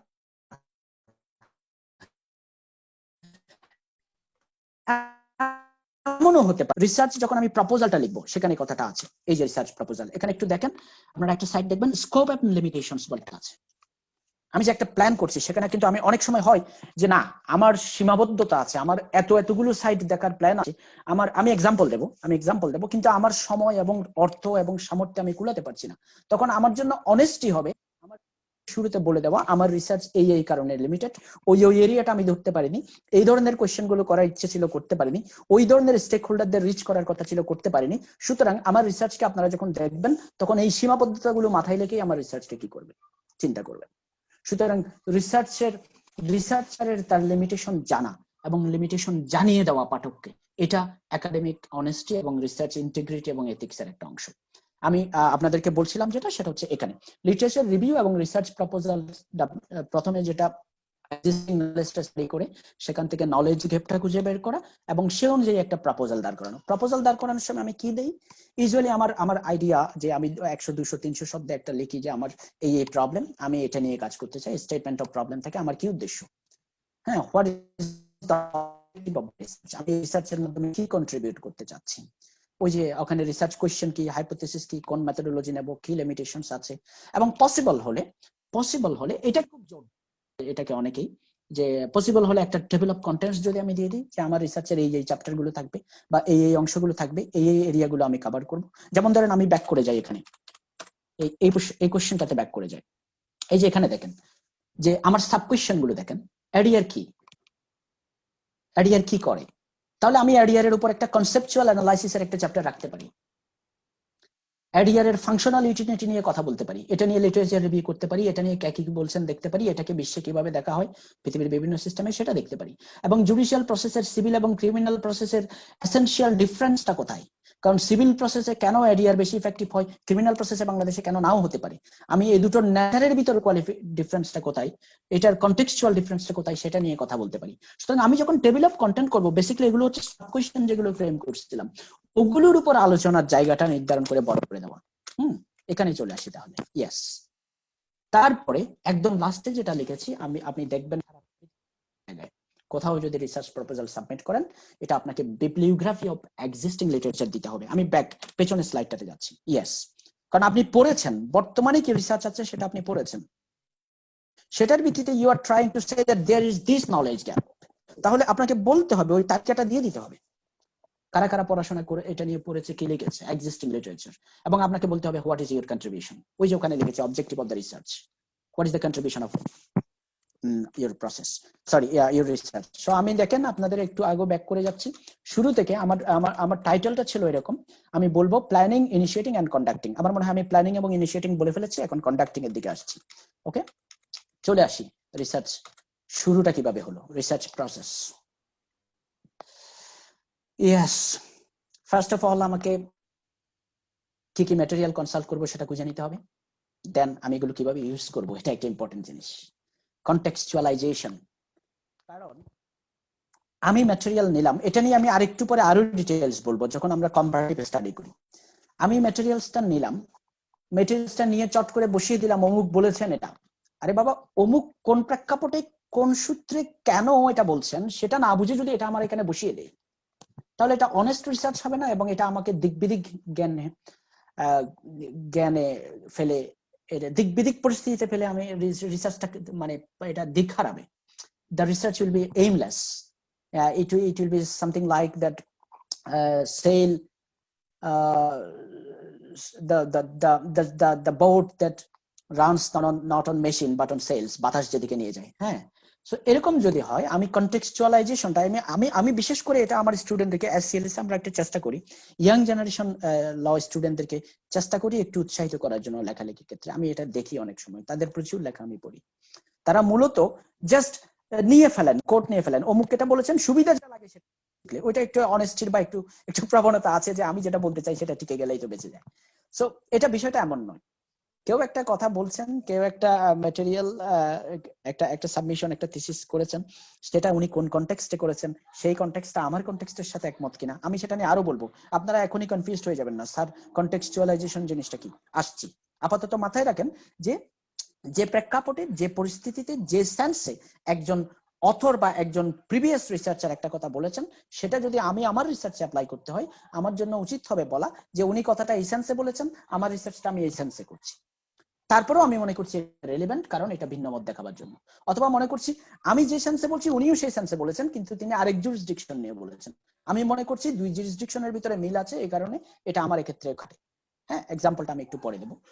তারপর হচ্ছে produce insightful material. At the end of the day আমি কন্টেক্সচুয়ালাইজ করে এটা আমার রিসার্চটা একটা ভারী একটা রিসার্চ তৈরি করব। মেথডোলজি নিয়ে কথা, প্রসেস শুরু হয়ে গেল। আপনারা এগুলো সব জানেন যে কোয়ালিটেটিভ এবং কোয়ান্টিটেটিভ বেশি কথা বলার দরকার নেই। সাধারণভাবে অনেকে বলি যে যেগুলোতে ডাটা বা সংখ্যা স্ট্যাটিস্টিক্স নেই সেগুলো কোয়ালিটেটিভ।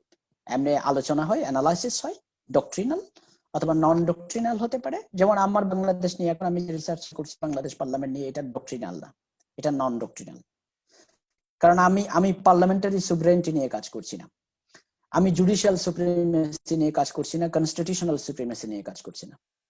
আমি নির্বাহী বিভাগের, বিচার বিভাগের কাছে, সংসদের কাছে, জনগণের প্রতিনিধিদের কাছে দায়বদ্ধ থাকা উচিত সেই কোয়েশ্চেনটাকে, সেই ডক্ট্রিনটাকে, এক্সিকিউটিভ মিনিস্টারিয়াল রেসপন্সিবিলিটির যে ডক্ট্রিন সেটাকে কোয়েশ্চেন করছি না। আমি যেটা দেখছি সেটা হচ্ছে এই ডক্ট্রিনগুলো বাংলাদেশে কিভাবে অ্যাপ্লাই হয়, কোথায় গ্যাপ, কেন বাংলাদেশে এগুলো এফেক্টেড রেজাল্ট দিচ্ছে না, বাংলাদেশের পার্লামেন্ট কেন অনেকটা লেম ডাক পার্লামেন্টের মতো। So that is non doctrinal. Still এখানে আমি যেটা দেখাচ্ছি যে ইনস্টিটিউশনটা কেন ডক্ট্রিনালি যে এক্সপেকটেশন ছিল সেই এক্সপেকটেশনটাকে ফুলফিল করছে। কোয়ান্টিটেটিভ রিসার্চ আমরা এটা ডক্ট্রিনালের দিকে যাচ্ছি না, এটা আসলে একটা এম্পিরিসিজম থেকে অনেকে আসে যে স্ট্যাটিস্টিক্যালি আমি কিছু সংখ্যা, তথ্য, পরিসংখ্যান নিলাম। যেমন ধরেন ওই অ্যাডিয়ার এর কনসেপ্টটাতে, অ্যাডিয়ার এর রিসার্চটাতে আমি বলতে পারি যে কি পরিমাণ মামলা নিষ্পত্তি হয়েছে অ্যাডিয়ার এর মাধ্যমে, আমি দেখালাম। এবং এর মাধ্যমে কোর্টের বার্ডেন কতটুকু কমেছে আমি তথ্য পরিসংখ্যান দিয়ে দেখালাম। এবং একটা কথা বাংলাদেশে চালু হচ্ছে যে অ্যাডিয়ার লয়াররা যদি, মেডিয়েশন লয়াররা যদি করেন, অ্যাডিয়ার যদি করেন, লয়াররা পয়সা কম পাবেন, ইনকাম কমে যাবে। তো আমি মনে করলাম যে এই আন্ডারস্ট্যান্ডিংটাকে আমি চ্যালেঞ্জ করব বা রিফাইন করব। আমি বললাম, আমি দেখাতে চাইলাম কিছু প্যানেল মেডিয়েটর বা আরবিট্রেটর বাংলাদেশে কিছু আছেন, প্রফেশনাল লয়ার বা এক্সপার্ট আছেন, তারা এই লাইনেই কাজ করেন। তাদের ইনকামের চেয়ে বর্তমান ট্রেডিশনাল লয়াররা যারা আছেন তাদের ইনকামের একটা তথ্য যদি একটা, সবাই তো আর বলবে না আমি কয় টাকা ইনকাম করি, কিন্তু একটা রাফ এস্টিমেট যদি কিছু মানুষ দেয়, আমি যাদেরকে অ্যাপ্রোচ করেছিলাম, আমি কিন্তু দেখাতে পারবো হয়তোবা যে মেডিয়েশন লয়াররা বা মেডিয়েটররা বা নেগোসিয়েটররা বা অ্যাডিয়ার লয়ার কাউন্সিল যারা আছেন তারা কিন্তু কম কামান না অ্যাডভার্সারিয়াল লয়ারদের সঙ্গে। রিসার্চ আমি স্ট্যাটিস্টিক্যালি দেখিয়ে দিচ্ছি এবং আমি বলতে পারি স্পিড কত, কস্ট, এভারেজ কস্ট রিডাকশন কত হয়, মামলার জট নিষ্পত্তি কতটুকু হয়, ক্লায়েন্টরা কি পরিমাণ, তাদের সন্তুষ্টির রেটটা কিরকম, এই ধরনের জিনিসগুলো মূলত স্ট্যাটিস্টিক্যাল ডাটা প্রেজেন্ট করে, কালেক্ট করে, এগুলোকে সুন্দর করে প্রেজেন্ট করে এবং কম্পেয়ার করে একটা আউটকাম দিয়ে আসা, এটাকে কোয়ান্টিটেটিভ রিসার্চ হিসেবে। এগুলো সব জেনারেল আন্ডারস্ট্যান্ডিং, আমি কিন্তু খুব সিরিয়াস কোনো স্টাডি করতে যাচ্ছি না। এখানে 80 থেকে 90 জন মানুষ প্রায় আছেন। আপনারা you people are here not to know so many different things. I'm just giving you some inspiration about how to conduct the research. Okay, now প্রশ্ন হচ্ছে আপনি কোন মেথড চয়েস করবেন। Yes, it's up to you. সোজা উত্তর। প্রশ্নটা হচ্ছে এটা ডিপেন্ড করবে কোন মেথডের উপরে। যেমন ধরেন আমার ক্ষেত্রে যেটা হয়েছে, আমারটা নন ডক্ট্রিনাল কোয়ালিটেটিভ রিসার্চ, কিন্তু স্টিল আমি কিন্তু ইন্টারভিউ করছি। তো ইন্টারভিউ কেন করছি? আমি বুঝতে চেষ্টা করছি, আমার একটা হাইপোথেসিস আছে। এখন পর্যন্ত আমি যেটা বলছি সেটা হচ্ছে আমাদের যে ট্রেডিশনাল আন্ডারস্ট্যান্ডিং আর্টিকেল 70 কেন্দ্রিক, যে আর্টিকেল 70 কারণে সব মরে গেল। আমি একটা কথা বলতে চাচ্ছি আমার রিসার্চে, সেটা হচ্ছে আর্টিকেল 70 একমাত্র কারণ নয়। এটা আরো আগে আরো অনেকে বলেছেন, আমারটা আবার নতুন না, আপনারা মনে করেন না যে আমি বিরাট গবেষক হয়ে গেছি, না, নতুন কিছু না। টারে টুরে বাংলাদেশে আরো অনেকে এই কথাটা বলেছেন, আমি তাদের কথাগুলো এনেছি যে এই হাইপোথেসিসটাকে, এই ট্রেডিশনাল আন্ডারস্ট্যান্ডিং কে কোয়েশ্চেন করার মানুষ বাংলাদেশে আছে। বাট স্টিল আমি এটাকে ফার্দার সাপ্লিমেন্ট করার জন্য বলছি, ইনস্টিটিউশনাল আরো অনেক ইস্যু নিয়ে, বাংলাদেশের পার্লামেন্টের রুলস অফ প্রসিডিউরের আরো অনেক ইস্যু নিয়ে, বাংলাদেশের পলিটিক্যাল পার্টিগুলোর স্ট্রাকচারাল ডিসিশন মেকিং ইস্যু নিয়ে কথা বলি, এবং বাংলাদেশের পলিটিক্যাল লিডারশিপ যেভাবে হয়, সিলেকশন যেভাবে হয়, নমিনেশন যেভাবে হয়, এমপিরা লোকাল গভর্নমেন্টে কিভাবে ভূমিকা রাখেন, এমপিরা পার্টির লোকাল ইউনিটকে কিভাবে কন্ট্রোল করেন, এসব বিষয় দেখিয়ে বাংলাদেশের সমাজের ভিতরে যে ক্লায়েন্টেলিস্ট একটা টেন্ডেন্সি আছে সেটাকে ধরে এনে আমি বলতে চাচ্ছি যে শুধুমাত্র আর্টিকেল 70 কারণে এটা হচ্ছে না, মূলত আর্টিকেল 70 কে সাপ্লিমেন্ট করার জন্য, রিইনফোর্স করার জন্য বাংলাদেশের সোসাইটি এবং পলিটিক্যাল সিস্টেমে, পার্টি সিস্টেমে, ইনস্টিটিউশনালি, ইলেকশন কমিশনে, অ্যান্টি করাপশন কমিশনে বা অন্যান্য অ্যাকাউন্টেবিলিটি ইনস্টিটিউশনগুলোর দুর্বলতার কারণে আমরা একটা সিস্টেম অফ অ্যাকাউন্টেবিলিটি আমরা এটা ইনজেক্ট করতে পারছি না within the political parties, within the Democratic process. That's why sometimes it appears that Article 70 is the only problem. তাহলে দেখেন, এটা একটা qualitative research, non doctrinal research, but still এখানে কিন্তু আমি মানুষের সাথে কথা বলছি। সুতরাং অনেকের ভিতরে একটা কনফিউশন তৈরি হয় যে আপনারা যখন কথা বলেন যে কোয়ান্টিটেটিভ রিসার্চ হলে মনে হয় ফিল্ডে যেতে হয়, কোয়ালিটেটিভ রিসার্চ মনে হয় ফিল্ডে যায় না। বিষয়টা এমন না, ফিল্ডে সবখানেই যেতে পারি। আমি কোয়ান্টিটেটিভ ডাটা হয়তো আর্টিকেল 70 উপর পাবো না, কিন্তু আমি যদি 20-50টা মানুষের সাথে কথা বলি, তাদের ভিতর তুমি যেভাবে বলছো এটা আসলে এরকমই, এখানে ইস্যু আর অনেক কিছু আছে, তখন হয়তো আমি একটা কথা বলতে পারবো যে আন্ডারস্ট্যান্ডিং যেটা আছে, যে আর্টিকেল 70 কে একমাত্র দোষারোপ করে সব দায় ছেড়ে দেওয়া সংসদকে, মানে আর্টিকেল 70 না উপরের দিকে, এই কথাটা ঠিক নেই। আমি কিন্তু একটা qualitative করেছি, but on the basis of interview আমি এটাকে on the basis of public opinion from the persons. আপনারা যারা অন্যরা আছেন, আমি একটু রিকোয়েস্ট করবো, if possible you mute yourself please. হ্যাঁ, এটা সুবিধা হবে যদি একটু মানে ডিস্ট্রাকশন না হওয়ার জন্য। সো এখানে আপনি ডিফাইন করবেন হুইচ মেথড ইউ চুজ। আপনি কি কোয়ালিটেটিভে যাবেন না কোয়ান্টিটেটিভে যাবেন? আপনি যদি আপনার রিসার্চের প্রয়োজন এটা নির্ধারিত হবে। সো এটা নির্ধারণ হচ্ছে what kind of information you want to collect and use, and what do you intend to do with the information you collected, and what kind of result you plan to get. আমার মনে হয় আমি আমার এক্সাম্পলটা দিয়েছি, এখানে example is better than discussion. এভাবেই যাব। আমি ওদিকে যাওয়ার আগে এবার এখনো একটু থেমে যাচ্ছি, অন্য কেউ কি পার্টিসিপেট করবেন? কোনো question, issue, confusion? Please, I would appreciate. আমার একতরফা কথা বলতে ভালো লাগে না, প্লিজ। স্যার, লিটারেচার রিভিউ বিষয়টাকে একটু সহজ বলবেন? ওকে, আমি হাবিবুর রহমান কি না মাহবুব আলম, ইয়া প্লিজ। জি, আমি could you introduce? Sir, this is Mahadi. I am from Chittagong University. I was here a student, first year, second year. Thank you very much. Mahdi, আমি তোমাকে চিনতে পারছি, ধন্যবাদ। অনেকদিন পর দেখা হলো, কেমন আছো? দেখা হলো না? স্যার, আলহামদুলিল্লাহ। তুমি ভিডিও অন করো না। ওকে, এনিওয়ে, সো লিটারেচার রিভিউ নিয়ে মাহদি তুমি কি জানতে চাচ্ছ আমি বুঝতে পারছি না। আমি আমার এক্সাম্পলে আবার চলে আসি। লিটারেচার রিভিউর মূল কথাটা হচ্ছে আমাকে নলেজ গ্যাপটা খুঁজে বের করা। সুতরাং আমি যদি এডিয়ান নিয়ে পড়াশোনা করি, বেসিক্যালি বাংলাদেশে এডিয়ান নিয়ে যারা লিখেছেন তাদের লেখাগুলো পড়বো, এডিয়ান নিয়ে বাংলাদেশে যে আইনগুলো হয়েছে সেগুলো দেখবো, এডিয়ান নিয়ে বাংলাদেশে কোনো রিপোর্ট হয়ে থাকলে, কোনো স্টাডি হয়ে থাকলে সেগুলো দেখবো, ওগুলোই তো লিটারেচার রিভিউ। আমি এখনই ফিল্ডে চলে যাচ্ছি না, মানুষের সাথে কথা বলবো আরো পরে। মানে এক্সিস্টিং এডিয়ান নিয়ে যে আন্ডারস্ট্যান্ডিং, সেটা বোঝার জন্য যা পাই তাই চেষ্টা করবো। আবার অনেকে বলতে পারে যে স্যার এরকম তো শেষ হবে না, পড়তে দ্যাটস এ কোয়েশ্চেন। এটা একটা সিরিয়াস প্রশ্ন, যে কোনো রিসার্চারের জন্য এটা একটা বিশাল প্রশ্ন। কিভাবে ঠিক করা হবে, বা কোনো ডিরেকশন বা কোনো ধরনের, কি ধরনের চয়েস বোঝাচ্ছ? বলতে চাচ্ছি যে এখানে তো মনে করেন মানে এসব বিষয়ের উপর প্রচুর লেখা আছে বা অনেকগুলো বিষয় আছে, আমি কোনটাকে মানে কি বলে যে স্টাডি করার জন্য চয়েস করতে পারি? এক্ষেত্রে আমি কি কোনো মেথডোলজি বা কোনো পদ্ধতি বা কোনো কিছু? না, লিটারেচার রিভিউর সময় Mahbub please don't confuse with so many things. আমি মনে হয় মেথডোলজির কথা বলেছি আরো পরে, না, মেথডোলজির কথা বলেছি আরো অনেক পরে, মেথডোলজি আসছে পরে। এই যে কোয়েশ্চেন, সাব কোয়েশ্চেন, হাইপোথেসিস গুলো করে ফেলার পর, নিজের ভিতরে একটা মনে আইডিয়া করে ফেলার পর কি নিয়ে করছি, তখন কিভাবে করছি, সেটা হচ্ছে মেথডোলজি। এখন লিটারেচার রিভিউটা হচ্ছে কি নিয়ে করছি সেটার প্রশ্ন। মেথডোলজি চিন্তা এখন করার দরকার নেই, এখন যেটা দরকার সেটা হচ্ছে কোন এরিয়াতে কাজ করছি, এটা কোয়েশ্চেন কোনটা, সাব কোয়েশ্চেন কোনটা, ওই এরিয়াতে কি কাজ আছে অলরেডি সেটা দেখা। এখন আমার হয়তো ইন্টারন্যাশনাল যে সমস্ত ওয়েল রিনাউন্ড যে সমস্ত রিসার্চ ডাটাবেস গুলো আছে, জ্যাস্টোর, ফ্রান্সিস টেইলর, হ্যাঁ, ওপেন অ্যাথেন্স, সিবুলেথ, এই ধরনের জিনিসগুলো আমার নেই, দ্যাটস এ ডিফারেন্ট ইস্যু। কিন্তু আমার এক্সিস্টিং স্টকের ভিতরে আমি যা পাই তা আমি জানিতে পারি, সেটাই তো অ্যাক্সেস এবং অ্যাভেলেবিলিটির প্রশ্ন।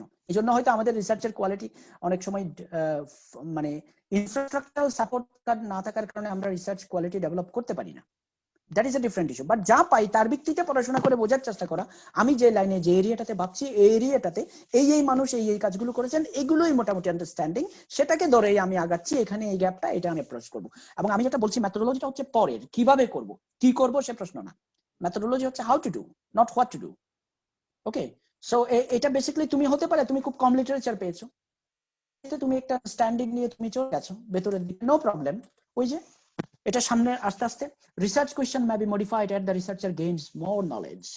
যখন আমি একটু ঢুকে যাবো আস্তে আস্তে তখন হয়তো পাবো। তো সো এটা প্রশ্নটার উত্তর এর বেশি আমি আর দিতে পারছি না, কারণ এর বেশি উত্তর কি দেওয়ার আছে আমি আর বুঝতে পারছি না।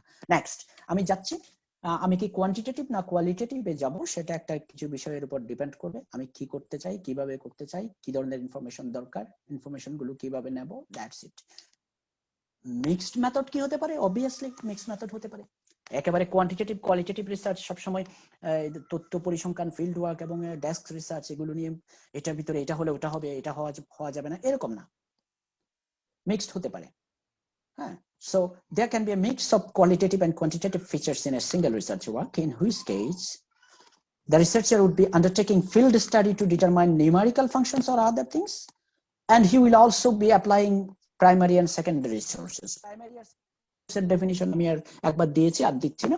প্রাইমারি সোর্স হচ্ছে মূলত যেখানে মূল আইনটা পাওয়া যাবে, মূল যেটা স্টাডি করছি সেটা, কনস্টিটিউশন, স্ট্যাটিউটস, পার্লামেন্টারি লস, এই টাইপের এগুলো। সেকেন্ডারি সোর্সেস হচ্ছে ওগুলোকে যারা এক্সপ্লেইন করবে, judicial decisions, academic scholarly writing, reports, analysis, talk show, opinion, newspaper articles or seminar, symposium, observations, peer observations, conversation, interview, whatever, secondary sources. Okay, so এই জিনিসগুলো যদি আমি দেখি যে একটা মিক্সড মেথড রিসার্চ আপনি দেখেন, ওই যে অ্যাডিয়ার বা প্লি বার্গেনিং এ আসছি, শেষের 3টা লাইন দেখেন।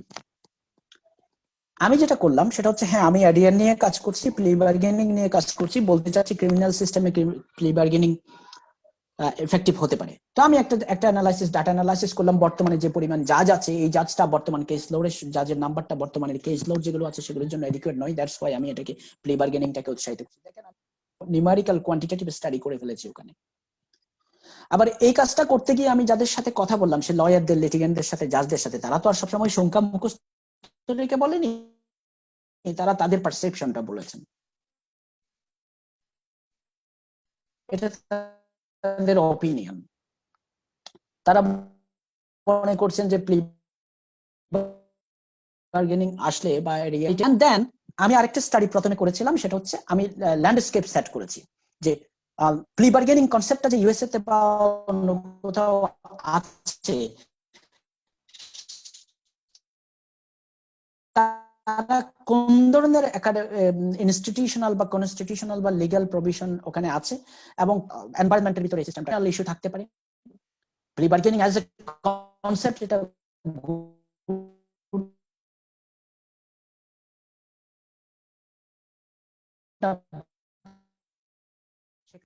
লিগ্যাল প্রসেসে তারা সেটাকে কিভাবে ইনকর্পোরেট করেছে, this are basically desk studies.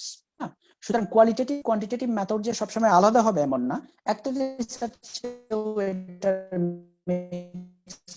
মেথডে আসতে আমরা পারি। বর্তমান বিশ্বে আসলে এই কাজটা, এই অবদানটা বেসিক্যালি আমেরিকান স্কলাররা করেছেন, আমেরিকান ল স্কুলগুলো এবং আমেরিকান একাডেমির এটা অবদান। তারা এটা একটা কনসেপ্ট নিয়ে এসেছে, সেটা হচ্ছে, দেখেন আপনারা যারা সুপ্রিম কোর্টে প্র্যাকটিস করেন বা যা প্র্যাকটিস করবেন, আমাদের রিসার্চ গুলো কিন্তু আমরা বেসিক্যালি যেটা করি সেটা হচ্ছে ল ইন বুকস, বইয়ে আইনটা কিভাবে আছে, এবং বেশিতে বেশি যেটা করি সেটা হচ্ছে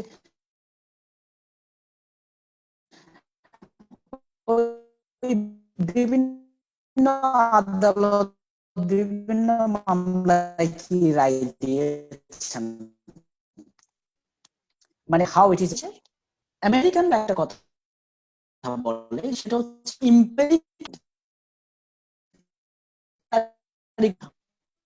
এভিডেন্স বাংলাদেশের কথা।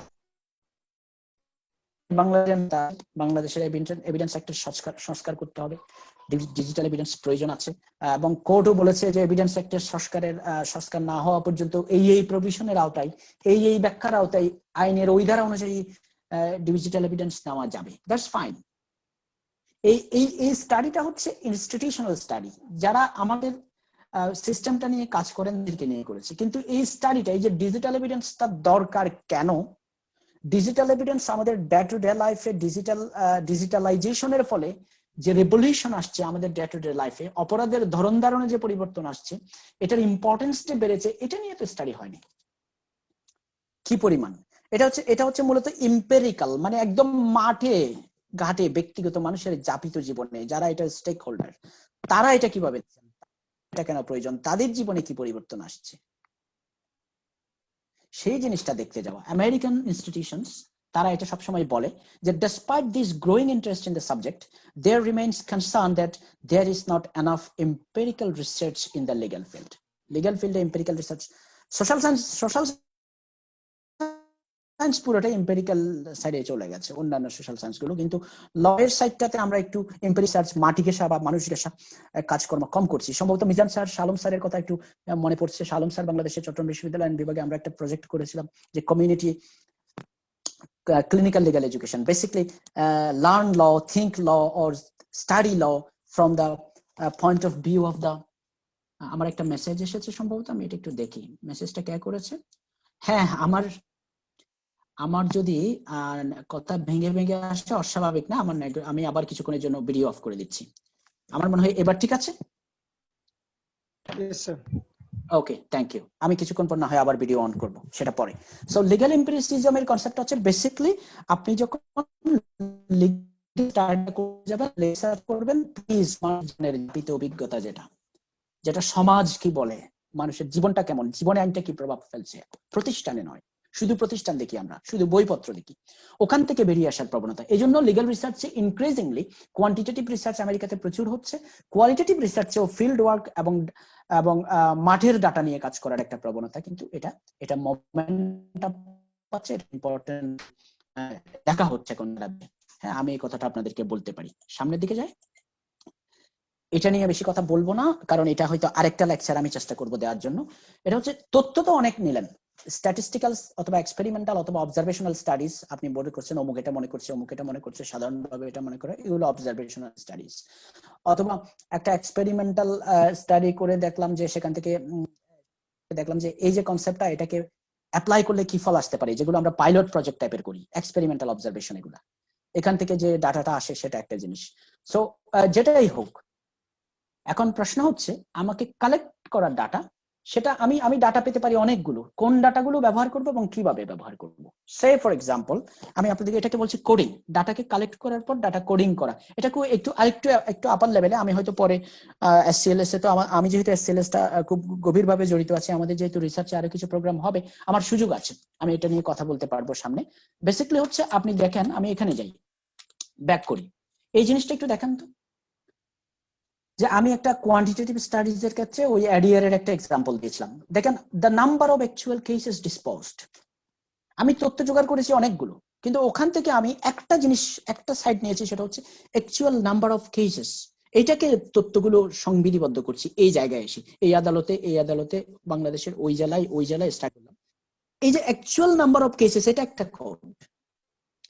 আমি যে ডাটাগুলো তৈরি করলাম সব ডাটা হয়তো ব্যবহার করতে পারবো না, স্পেসিফিক কয়েকটা ডাটাকে কোড তৈরি করে ওই কোডের উপরে ডাটাটা বসিয়ে আমি চিন্তা করব। এখন আমি যখন পার্লামেন্ট নিয়ে কথা বলছিলাম, তখন দেখেন আমি বলছি যে আর্টিকেল 70 বাংলাদেশের পার্লামেন্টকে দুর্বল করে দিচ্ছে, এটাই একমাত্র কারণ কিনা। এখানে আর্টিকেল 70 একটা কোড, আমার একটা ফোকাস আর্টিকেল 70। আমি মনে হয় যে কোনো একটা ইন্টারভিউতে একজনের সাথে 1 ঘন্টা 1.5 ঘন্টা কথা বললে উনি অনেক কথা বলবেন, উনি নিজের গল্প বলবেন, উনি যখন এমপি ছিলেন তখনকার কথা বলবেন, উনি যখন বিরোধী দলে ছিলেন তখনকার কথা বলবেন, উনি রাজনীতির কথা বলবেন, উনি ইতিহাসের কথা বলবেন। আমি সব কথা আমার রিসার্চে আনতে পারবো না, আমার রিসার্চের জন্য কোন স্পেসিফিক ডাটা সেটটা আমি অ্যাকসেপ্ট করব। আমি বলছি আর্টিকেল 70 নিয়ে উনি কি মনে করেন, এটা আমার কোড। হ্যাঁ, সো ডাটাকে কোডিফাই করার একটা বিষয় আছে। কোডিফিকেশন আরেকটু সেনসিটিভ জিনিস, তারপর এটা নিয়ে যেহেতু এখানে এত বেশি কথা বলবো না, একটা ইনিশিয়াল আইডিয়া দিলাম।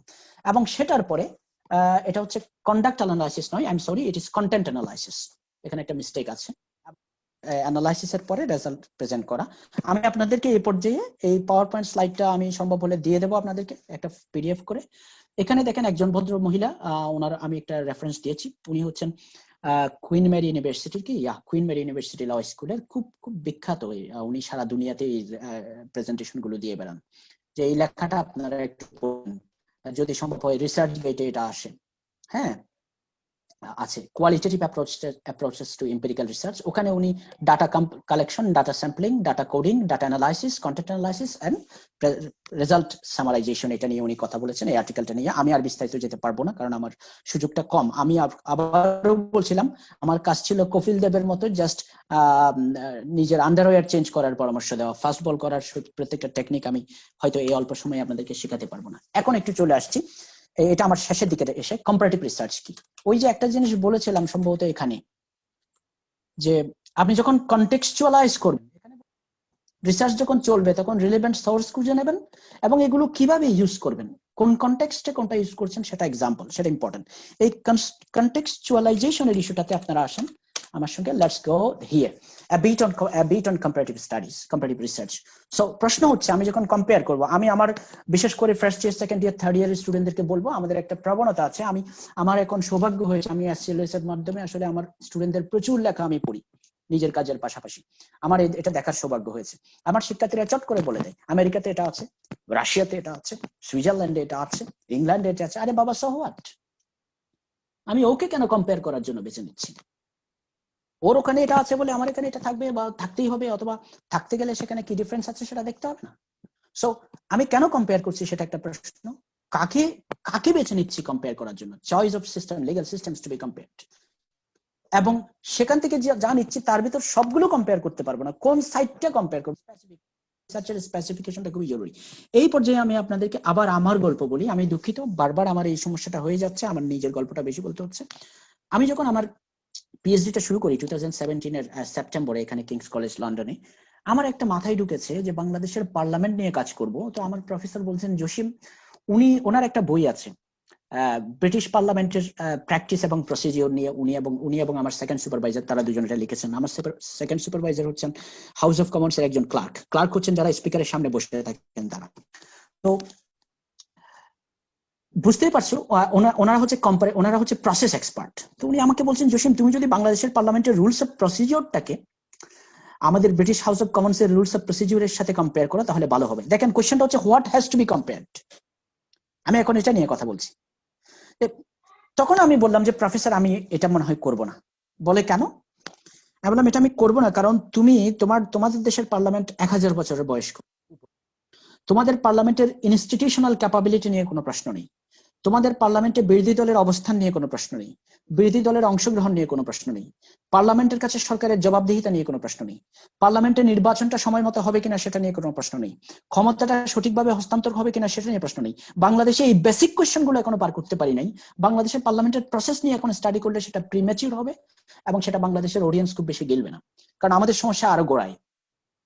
সুতরাং আমি এখন প্রসেস কম্পেয়ার করবো না, আমি আসলে ইনস্টিটিউশন কম্পেয়ার করবো। বলে, দ্যাটস ফাইন, তুমি ইনস্টিটিউশন কম্পেয়ার করলে আমি পার্লামেন্টারি কমিটি সিস্টেম দেখবো, আমি অপোজিশন পার্টিটা দেখবো, অপোজিশন ককাস দেখবো, এবং অপোজিশন পার্টি এবং রুলিং পার্টি কিভাবে একে অপরের সাথে কমিউনিকেট করে সেটা দেখবো, প্রাইম মিনিস্টার্স কোয়েশ্চেন আনসার সেশনটা কিভাবে কন্ডাক্ট করা হয় সেটা দেখবো, মিনিস্টার্স রেসপন্সিবিলিটি কিভাবে এক্সিকিউট করার চেষ্টা করা হয় সেটা দেখবো, এবং পার্টির ভিতর যে ইন্ট্রাপার্টি ডিসপিউট এবং ইন্ট্রাপার্টি ডিসিপ্লিন, যেটা আমরা আর্টিকেল 70 জন্য পাচ্ছি না বলে মনে করছি, সেটা করে হুইপিং সিস্টেমটা কিভাবে কাজ করে সেটা দেখবো। আরো দেখবো যে তোমাদের পার্লামেন্টের সাথে জনগণের সম্পৃক্ততা এবং অংশগ্রহণের যে ক্ষমতাটা সেটা আমাদের পার্লামেন্টে কিভাবে আছে আমি সেটা দেখবো। দেখছেন, আপনারা হয়তো খেয়াল করছেন, আমি প্রথমে বলেছি হোয়াই কম্পেয়ার। আমি বলেছি যে ওই যে কম্পেয়ারটা তুমি করতে বলছো, ওই কম্পেয়ারটা আমি বাংলাদেশে করলে এটা এফেক্টিভ হবে না, এখন পড়বে না মানুষ। সো আমি কেন কম্পেয়ার করছি সেটা আমি ডেকে নিয়েছি। এখন what has to be compared, আমি এরিয়াটা ঠিক করেছি, এই এরিয়াগুলো আমি কম্পেয়ার করবো। এখানে আরেকটা প্রশ্ন আছে, যখন আমি এটা নিয়ে কাজ করছিলাম তখন আমার রিসার্চ প্রজেক্টটা ছিল এরকম যে গণতন্ত্র, সাস্টেইনেবল ডেমোক্রেসি ডেভেলপমেন্টের ক্ষেত্রে পার্লামেন্টের কি ভূমিকা। এখন ডেমোক্রেসির কথা আসছে, আমি একটা পর্যায়ে ভাবলাম যে আমরা তো ভারতের সংবিধান দেখে দেখে লিখছি, ভারতের পার্লামেন্টটা দেখি, ফাইন। তারপরে মনে হলো যে পাকিস্তানি রাজনীতির একটা প্রভাব বাংলাদেশে আছে, পাকিস্তানি সামরিক শাসনের যে র্যাশ এবং জ্যার বাংলাদেশে রয়ে গেছে, পাকিস্তানটাও একটু দেখি মিলিটারি কি করে। তারপরে আবার মনে হলো যে এখানে ইসলামী রাজনীতির একটা গ্রাউন্ড আছে বাংলাদেশে, ইসলামিক দলগুলোর দেখি, একটু তুরস্কের সিস্টেমটা একটু দেখি, কনসেপ্টের সাথে কিভাবে ওয়েস্টার্ন লিবারেল কনসেপ্টকে মেলাচ্ছে সেটা একটু দেখি। আর যেহেতু ব্রিটেন থেকে পেয়েছি, ব্রিটিশ কনস্টিটিউশন একটু দেখতে হবে, এটা তো দেখবোই। সাথে ভাবলাম যে separation of power and check and balance, এটা আমেরিকান কনস্টিটিউশন স্টাইল থেকে এসেছে, এটার সাথে পার্টি সিস্টেম এবং মিনিস্ট্রিয়াল রেসপন্সিবিলিটি প্রশ্ন জড়িত, সুতরাং আমেরিকাও একটু দেখি। প্রফেসর হাসছে, কিছু বলেন নাই। দেখো, আমি যাচ্ছি কোথায়? আমি যাচ্ছি ভারতে, আমি যাচ্ছি পাকিস্তানে, আমি যাচ্ছি টার্কিতে, আমি যাচ্ছি ইউএসএ তে, আমি যাচ্ছি ইউকে তে। আমার একটা রিজন আছে, গ্রাউন্ড আছে, আমি এমনিতে যাচ্ছি না। I have specific purpose and issues to be taken on. But still এখানে একটা প্রশ্ন আসছে, আমি আপনাদেরকে এটা বলছি। এই যে এখানে সম্ভবত এখানে লিখেছিলাম, এই যে দেখেন, scope and limitations, research proposal যখন আপনি করবেন, আপনার এই রিসার্চ প্রজেক্টটা আপনি কতদূর কভার করতে পারবেন, আপনার টাইম কত দূর, রিসোর্স কত দূর, স্কোপ কত দূর, কি লিখতে পারবেন, সুতরাং এটা ডিফাইন করতে হবে। এবং শেষ পর্যন্ত এটা কাটতে কাটতে কাটতে কাটতে 1.5 বছরের মাথায় এখন এসে দাঁড়িয়েছে, আমি সব বাদ দিই। আমার এখন বাংলাদেশের সাথে just British House of Commons এর আমি কম্পেয়ার করে দেখাতে চেষ্টা করছি যে the parliament of Bangladesh as an accountability and accountable institution through the Westminster lands, যে ওয়েস্টমিনিস্টার পার্লামেন্টের সাথে আমি এটা কম্পেয়ার করছি। সো হোয়াট টু কম্পেয়ার এবং what level of comparison you will do, এখানে একটা কথা আছে, সেটা আমার মনে হয় আমি একটা রেফারেন্স দিয়েছি, আপনারা দেখতে পারেন, methodology of comparative legal research. আমি এই দুটো নিয়ে একটু স্পেশালি কথা বলবো, how does one compare and what level of comparison you will do. তবে তার আগে একটা কথা একটু বলে রাখা যায় যে একজন কম্পারেটিভ স্টাডি যিনি করবেন তাকে must eradicate the preconception of his native legal system. এটা একটা বড় সমস্যা। আমরা আমাদের দেশের ভিতর থেকে থাকা এটা প্রিজুডিসড হয়ে যাওয়া, আমরা যে নিজ নিজ সিস্টেম থেকে এসেছি সেই সিস্টেম যেভাবে কাজ করে সেই সিস্টেমের আলোকে আরেকটা সিস্টেমকে দেখার প্রবণতা, এটা ভুল, এটা করা যাবে না। সেটা হচ্ছে প্রত্যেক সিস্টেমকে তার নিজস্ব ইকোসিস্টেম এবং নিজস্ব টেম্পারামেন্ট দিয়ে বিবেচনা করে দেখতে হবে এবং দেখতে হবে দুটো কোথায় মিলে কোথায় অমিল, মিললে তখন নিতে পারবো, টেম্পারামেন্ট না মিললে তখন কোনো কম্পারিজন বা কোনো এক্সাম্পল ওখান থেকে গুড প্র্যাকটিস বা গুড লেসন ওখান থেকে এনে বসিয়ে দিলে সেই গুড লেসনটা এখানে অ্যাকসেপ্টেবল হবে না। আমি দিতে পারি, আমি একটা রিসার্চ করে 50টা রিকমেন্ডেশন দিয়ে শেষ করতে পারি, it will not be effective research. Okay, so you must be careful about eradicating the preconceptions from your own native legal system. Okay, now আমি এই দুটো কোয়েশ্চেন নিয়ে কথা বলছিলাম যে আপনি কিভাবে কম্পেয়ার করবেন এবং কোন লেভেলে কম্পেয়ার করবেন, এটা নিয়ে কথা আছে। একটা অনেকে করে কি, how does one compare functional approach. Yes, আপনি দেখেন ওই যে প্লি বার্গেনিং এবং অ্যাডিয়ান নিয়ে কথা বলছি, হ্যাঁ, এই দুটো জিনিস কিভাবে কাজ করে ইফেক্টিভলি, প্রবলেম সলভটা কিভাবে করে সেটা দেখলাম, হাউ ইট ওয়ার্কস, এটা একটা। আরেকটা স্টাডি হতে পারে, আমি দুটো সিস্টেম নিয়েছি, আমেরিকা এবং বাংলাদেশ, দুটো সিস্টেমের স্ট্রাকচারে কি ডিফারেন্স আছে, ওখানকার ক্রিমিনাল কোর্ট সিস্টেম কিভাবে কাজ করে, কিভাবে গঠিত, তাদের ইন্ডিপেন্ডেন্স লেভেলটা কোথায়, তাদেরকে পার্টিকুলার কোর্টের উপর কতটুকু ভূমিকা রাখে, জাজদের ব্যাকগ্রাউন্ড কি, আর আমাদের এখানকার কি পরিস্থিতি, আমাদের এখানকার সমাজ কিভাবে এটাকে দেখে, মানুষের লিটিগেন্টদের মন মানসিকতা কেমন, এই জিনিসগুলো আছে না। এটা আরো আছে নিচে, ল ইন কনটেক্সট মেথড বলা হয় এটাকে, cultural and social background of law, এটাও আমরা কম্পেয়ার করতে পারি। আরেকটা আছে অ্যানালিটিক্যাল মেথড, এটা খুব সিম্পল, এটা বেসিক্যালি ডক্ট্রিনাল, যে আমি কনসেপ্টটা কি, যে plea bargaining, how it is understood, why it is important, what does it do, এই টাইপের যে সমস্ত লিটারারি বিষয়গুলো আছে সেগুলো স্টাডি করলাম। আরেকটা হতে পারে হিস্টোরিক্যাল, কেউ যদি মনে করেন যে না এটা ওখানে কিভাবে ইভলভ করেছে এবং এই পর্যায়ে কিভাবে এসেছে, আমাদের এখানে ওই ট্রেন্ড অফ ইভলিউশনটা আমাদের এখানে খাটে কিনা। আমি একটা এক্সাম্পল আপনাদেরকে এই পর্যায়ে দিতে পারি, এটা আমার বর্তমান রিসার্চ নিয়ে নয়, আরেকটা রিসার্চ নিয়ে। সেখানে আমার যেটা হয়েছিল সেটা হচ্ছে, আমি বলছিলাম যখন 1787 সালে আমেরিকা তৈরি হয়েছে এবং সম্ভবত 1800 সালের নির্বাচনটা, 1800 সাল আসতে আসতে ওদের দেশের রাজনৈতিক দলগুলো তৈরি হয়ে যায়। মানে এর আগে কিন্তু প্রথম দিকে জর্জ ওয়াশিংটনের আমলে পলিটিক্যাল পার্টি ছিল না আমেরিকাতে। জর্জ ওয়াশিংটন যখন বিদায়ী বক্তৃতা দিচ্ছিলেন, জর্জ ওয়াশিংটনের মন্ত্রিসভায় দুজন মানুষ খুব বেশি প্রভাবশালী ছিলেন, একজন হচ্ছেন আলেকজান্ডার হ্যামিল্টন, আরেকজন হচ্ছেন টমাস জেফারসন। ওরা কিন্তু আমেরিকার পলিটিক্যাল হিস্ট্রিটা এভাবে হ্যামিল্টনিয়ান ট্রেন্ড একটা আছে, জেফারসনিয়ান ট্রেন্ড আছে। আলেকজান্ডার হ্যামিল্টন অনেকটা এরকম ছিলেন যে উনি ব্রিটিশ মনার্ক দাচের, অনেকটা বর্তমান রিপাবলিকান পার্টি যে স্টাইলে, উনি একটু এলিটিস্ট দাচের, উনি একটু পিওর ম্যাস লেভেলের সোশ্যালিস্ট ডেমোক্রেসিতে বিশ্বাস করতেন না, উনি একটু বুর্জুয়াতন্ত্রে বিশ্বাসী ছিলেন।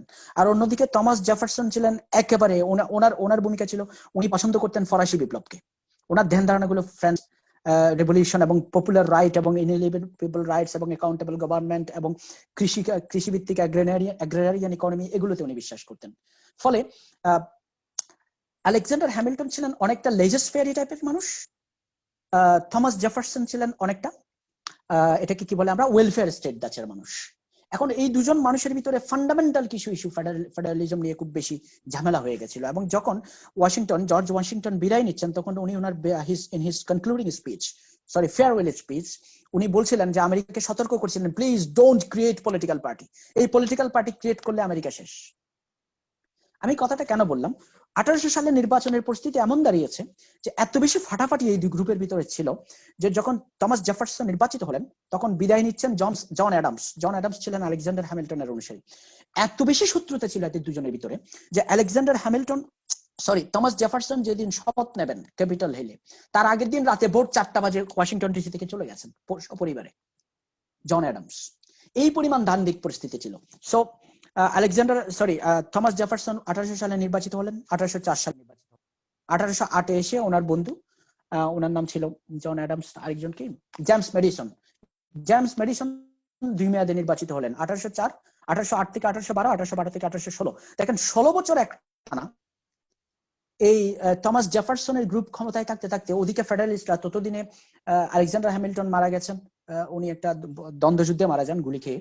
তারপরে ওই অংশটা এত বেশি দুর্বল হয়ে পড়ে যে এই ডান দিক পরিস্থিতিটা কেটে গিয়ে আমেরিকাতে পরবর্তী 1818 পর থেকে 1830-32 পর্যন্ত আমেরিকাতে জেফারসনিয়ান যারা ছিলেন, থমাস জেফারসনের অনুসারী,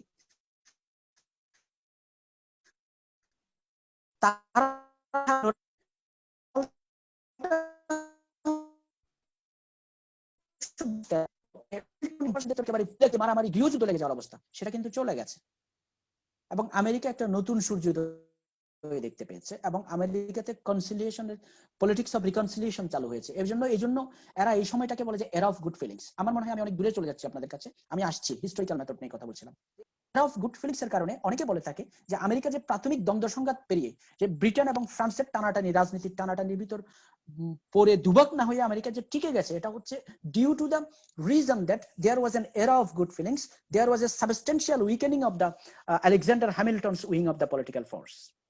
তো আমি এই জিনিসটা যখন আমার মনে হয় 2014 সালে আমি একবার আমার একটা ফেসবুক পোস্টে লিখেছিলাম, আমার মাথায় এটা এখনো আছে, সেটা হচ্ছে বাংলাদেশে এই হিস্ট্রিক্যাল অ্যানালাইসিসটা করা যায় কিনা। কারণ বাংলাদেশে 1971 সালে স্বাধীন হওয়ার পর থেকে 1975 সালে কিন্তু পাকিস্তানপন্থী স্বাধীনতা বিরোধী শক্তি বাংলাদেশে উত্থান হয়েছে এবং সেই শক্তি কিন্তু ফুলে ফেপে উঠতে 1991 আসতে আসতে তারা কিন্তু বাংলাদেশে তারাই মেজরিটি। এবং আমরা কিন্তু 2008 নির্বাচনের আগ পর্যন্ত আমরা কিন্তু যুদ্ধাপরাধীদের বিচারের কথা তুলতেই পারতাম না। এখন একটানা আওয়ামী লীগ ক্ষমতায় থাকার কারণে বর্তমানে 10-12 বছর ধরে হতে পারে তারা একটু দুর্বল মনে হচ্ছে, বাট স্টিল আমি জানি না বাংলাদেশে এরা অফ গুড ফিলিংস আসছে কিনা এবং স্টিল এই একটা অংশের এত দুর্বল হয়ে যাওয়াটা বাংলাদেশকে ভবিষ্যতে আমেরিকার মতো শেষ পর্যন্ত এর পলিটিক্স অফ রিকনসিলিয়েশনের দিকে নিয়ে যাবে কিনা সেটা আমি জানি না।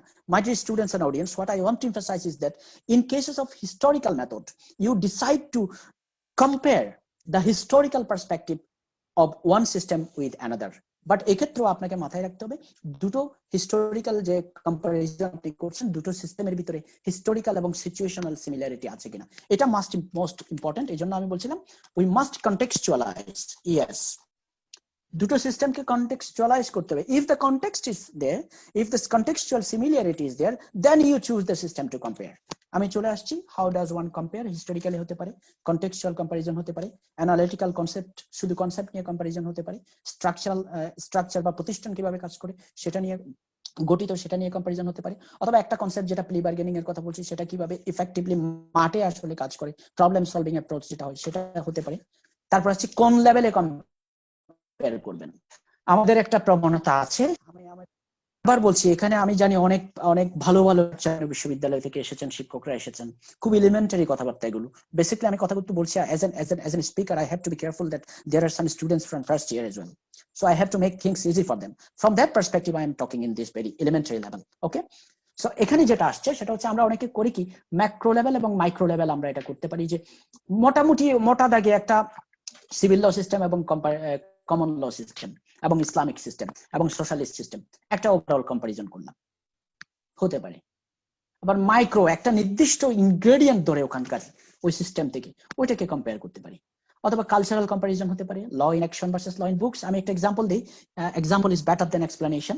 আমার ক্ষেত্রে কিছুদিন আগে আমি একটা এখানে কিছু ইমিগ্রেশন ল এর প্র্যাকটিস হয়, এখানে কিছু মানুষ মাঝে মাঝে ইউকেতে আমি কয়েকটা করছি, এখানে যেটা হয় যে ল ফার্ম গুলো অনেকগুলো রিফিউজি ক্লেম যারা করে, অ্যাজাইলাম ক্লেমেন্ট, তাদের অনেক অ্যাপ্লিকেশন করে দেয় হোম অফিস।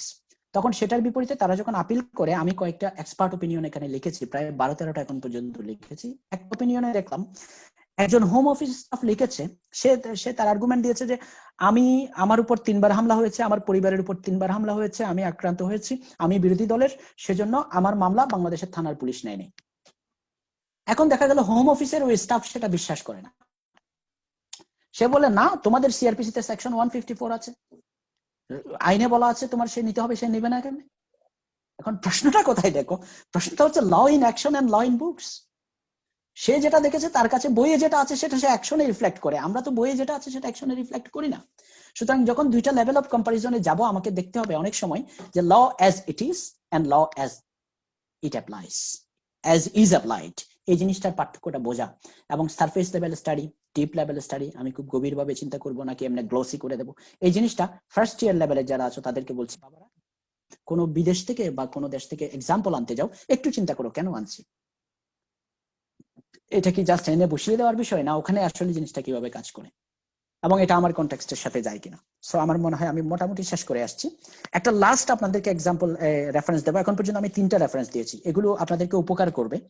আমি একটা কথা আপনাদেরকে, এগুলো উপকার করবে কারণ এগুলো যদি আপনারা ফলো করেন। একটা হচ্ছে লিসা ওয়েবলির এই লেখাটা, রিসার্চ গেটে পাওয়া যাবে, এটা একটু দেখবেন। তারপরে হচ্ছে methodology of comparative legal research, এটা একটা ওয়েবসাইট, জাস্ট ক্লিক করলে পাওয়া যাবে, ওইটাতে যাবেন।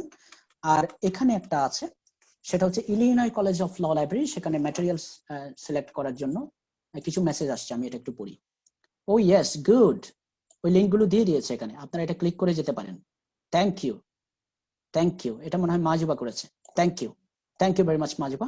হ্যাঁ, সো এই জিনিসগুলো বিশেষ করে ইলিনয় কলেজ ল লাইব্রেরি, এটা মূলত ওদের স্টুডেন্টদেরকে কিছু এলিমেন্টারি আইডিয়া তারা দিয়েছে সেখানে, কিভাবে কাজ করতে হবে, কম্পেয়ার করতে হবে, কখন থেমে যেতে হবে, এই সমস্ত জিনিস জাস্ট এলিমেন্টারি।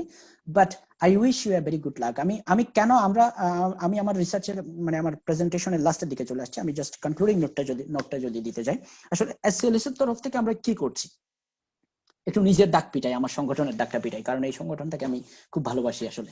হ্যাঁ, আমরা কি করছি, কারণ আমার ছাত্র জীবনে আমি যেটা দেখেছি সেটা হচ্ছে আমরা পরীক্ষা দিয়েছি, পাশ করেছি, তাতে আমরা আমাদের সৃষ্টিশীল চিন্তা ভাবনা তৈরি হয়নি। অথচ এটার মূল কারণ হচ্ছে আমাদের ল স্কুলগুলো আমাদের স্টুডেন্টদেরকে ক্রিটিক্যাল থিঙ্কিং, অ্যানালিটিক্যাল থিঙ্কিং এবং রিফর্মেটিভ থিঙ্কিং এবং একটু সিস্টেমকে কোয়েশ্চেন করার যে কথাটা, মিজান স্যারের আমি একটু মানে খুব গুণমুগ্ধ ছাত্র। মিজান স্যার সবসময় বলেন যে রিবেলিয়াস লয়ারিং, কোয়েশ্চেনিং দ্য স্ট্যাটাস কো, এই কাজটা যদি আমরা রিসার্চ ওরিয়েন্টেড লিগ্যাল এডুকেশন বাংলাদেশে দিতে না পারি, হ্যাঁ, কিছু ল স্কুলে টপ র্যাঙ্কিং কিছু ল স্কুলে আমাদের দেশের যদি বা র্যাঙ্কিং নেই, ভালো ল স্কুল নামদারি যারা আমরা আছি তাদের ভিতরে একটু সামনের সারির ছাত্র, তারা একটু লেখেন এবং লিখতে চেষ্টা করেন। এটা আবার সাধারণ ছাত্রছাত্রীদের ভিতরে ওদেরকে একটু এলিট বলে মনে করা হয়, যে এরা এলিট, রিসার্চ করে লেখে, রে বাই বিরাট এক্সপার্ট, আমরা তো পাস করে চলি। নো, রিসার্চ কোনো এলিট প্রিভিলেজ নয়। প্রত্যেকটা লয়ারকে এসেনশিয়ালি রিসার্চার হিসেবে গড়ে তুলতে হবে। বিশ্ববিদ্যালয়ে পড়তে আসলে পিএইচডি করতে গেলে, এলএলএম করতে গেলে রিসার্চ করবেন এমন নয়। আপনি আপনার ক্লায়েন্টের জন্য রিসার্চ করবেন, আপনি যে সিস্টেমকে কন্ট্রিবিউট করছেন সেই সিস্টেমকে আপনি কিভাবে আরো বেটার কন্ট্রিবিউট করতে পারেন সেজন্য রিসার্চ করবেন, আপনার কেসটাকে আপনি কিভাবে আরো বেটার আর্গুমেন্ট দিতে পারেন সেজন্য রিসার্চ করবেন। যে কোয়েশ্চেনটা নেই, যে কেসে আপনি আপনার লিগ্যাল পজিশনের জন্য একটু লর কারণে আপনি উইক পজিশনে চলে যাচ্ছেন, সেই কেসে আপনাকে লটাকেও কোয়েশ্চেন করতে, প্রশ্নবিদ্ধ করে দিতে পারে, সেজন্য আপনি রিসার্চ করবেন। উইদাউট বিং এ রিসার্চার, ধারা মুখস্থ করা আর বেইলের কন্টাক্ট করা লয়ার দিয়ে বাংলাদেশের বিচার ব্যবস্থা উপকৃত হবে না, বরঞ্চ আমরা দুঃখে পড়ে যাব। দ্যাটস ওয়াই রিসার্চ কালচারটাকে পপুলারাইজ করার চেষ্টা করছি। আমরা বলছি না যে প্রত্যেকটা স্টুডেন্ট একেবারে বিশ্ববিদ্যালয়ে অথবা গবেষণায় বা এটাতে চলে যায়, না, প্রত্যেকটা লয়ার ধরছি আমরা, প্রত্যেকটা লয়ার এবং প্রত্যেকটা জাজেস, প্রত্যেকটা অ্যাডমিনিস্ট্রেটর, প্রত্যেকটা ল people, they must be inquisitorial about the law they are dealing with, and they must constantly strive to make a positive contribution in the way they see it. So I finished my lecture, I think. Yes.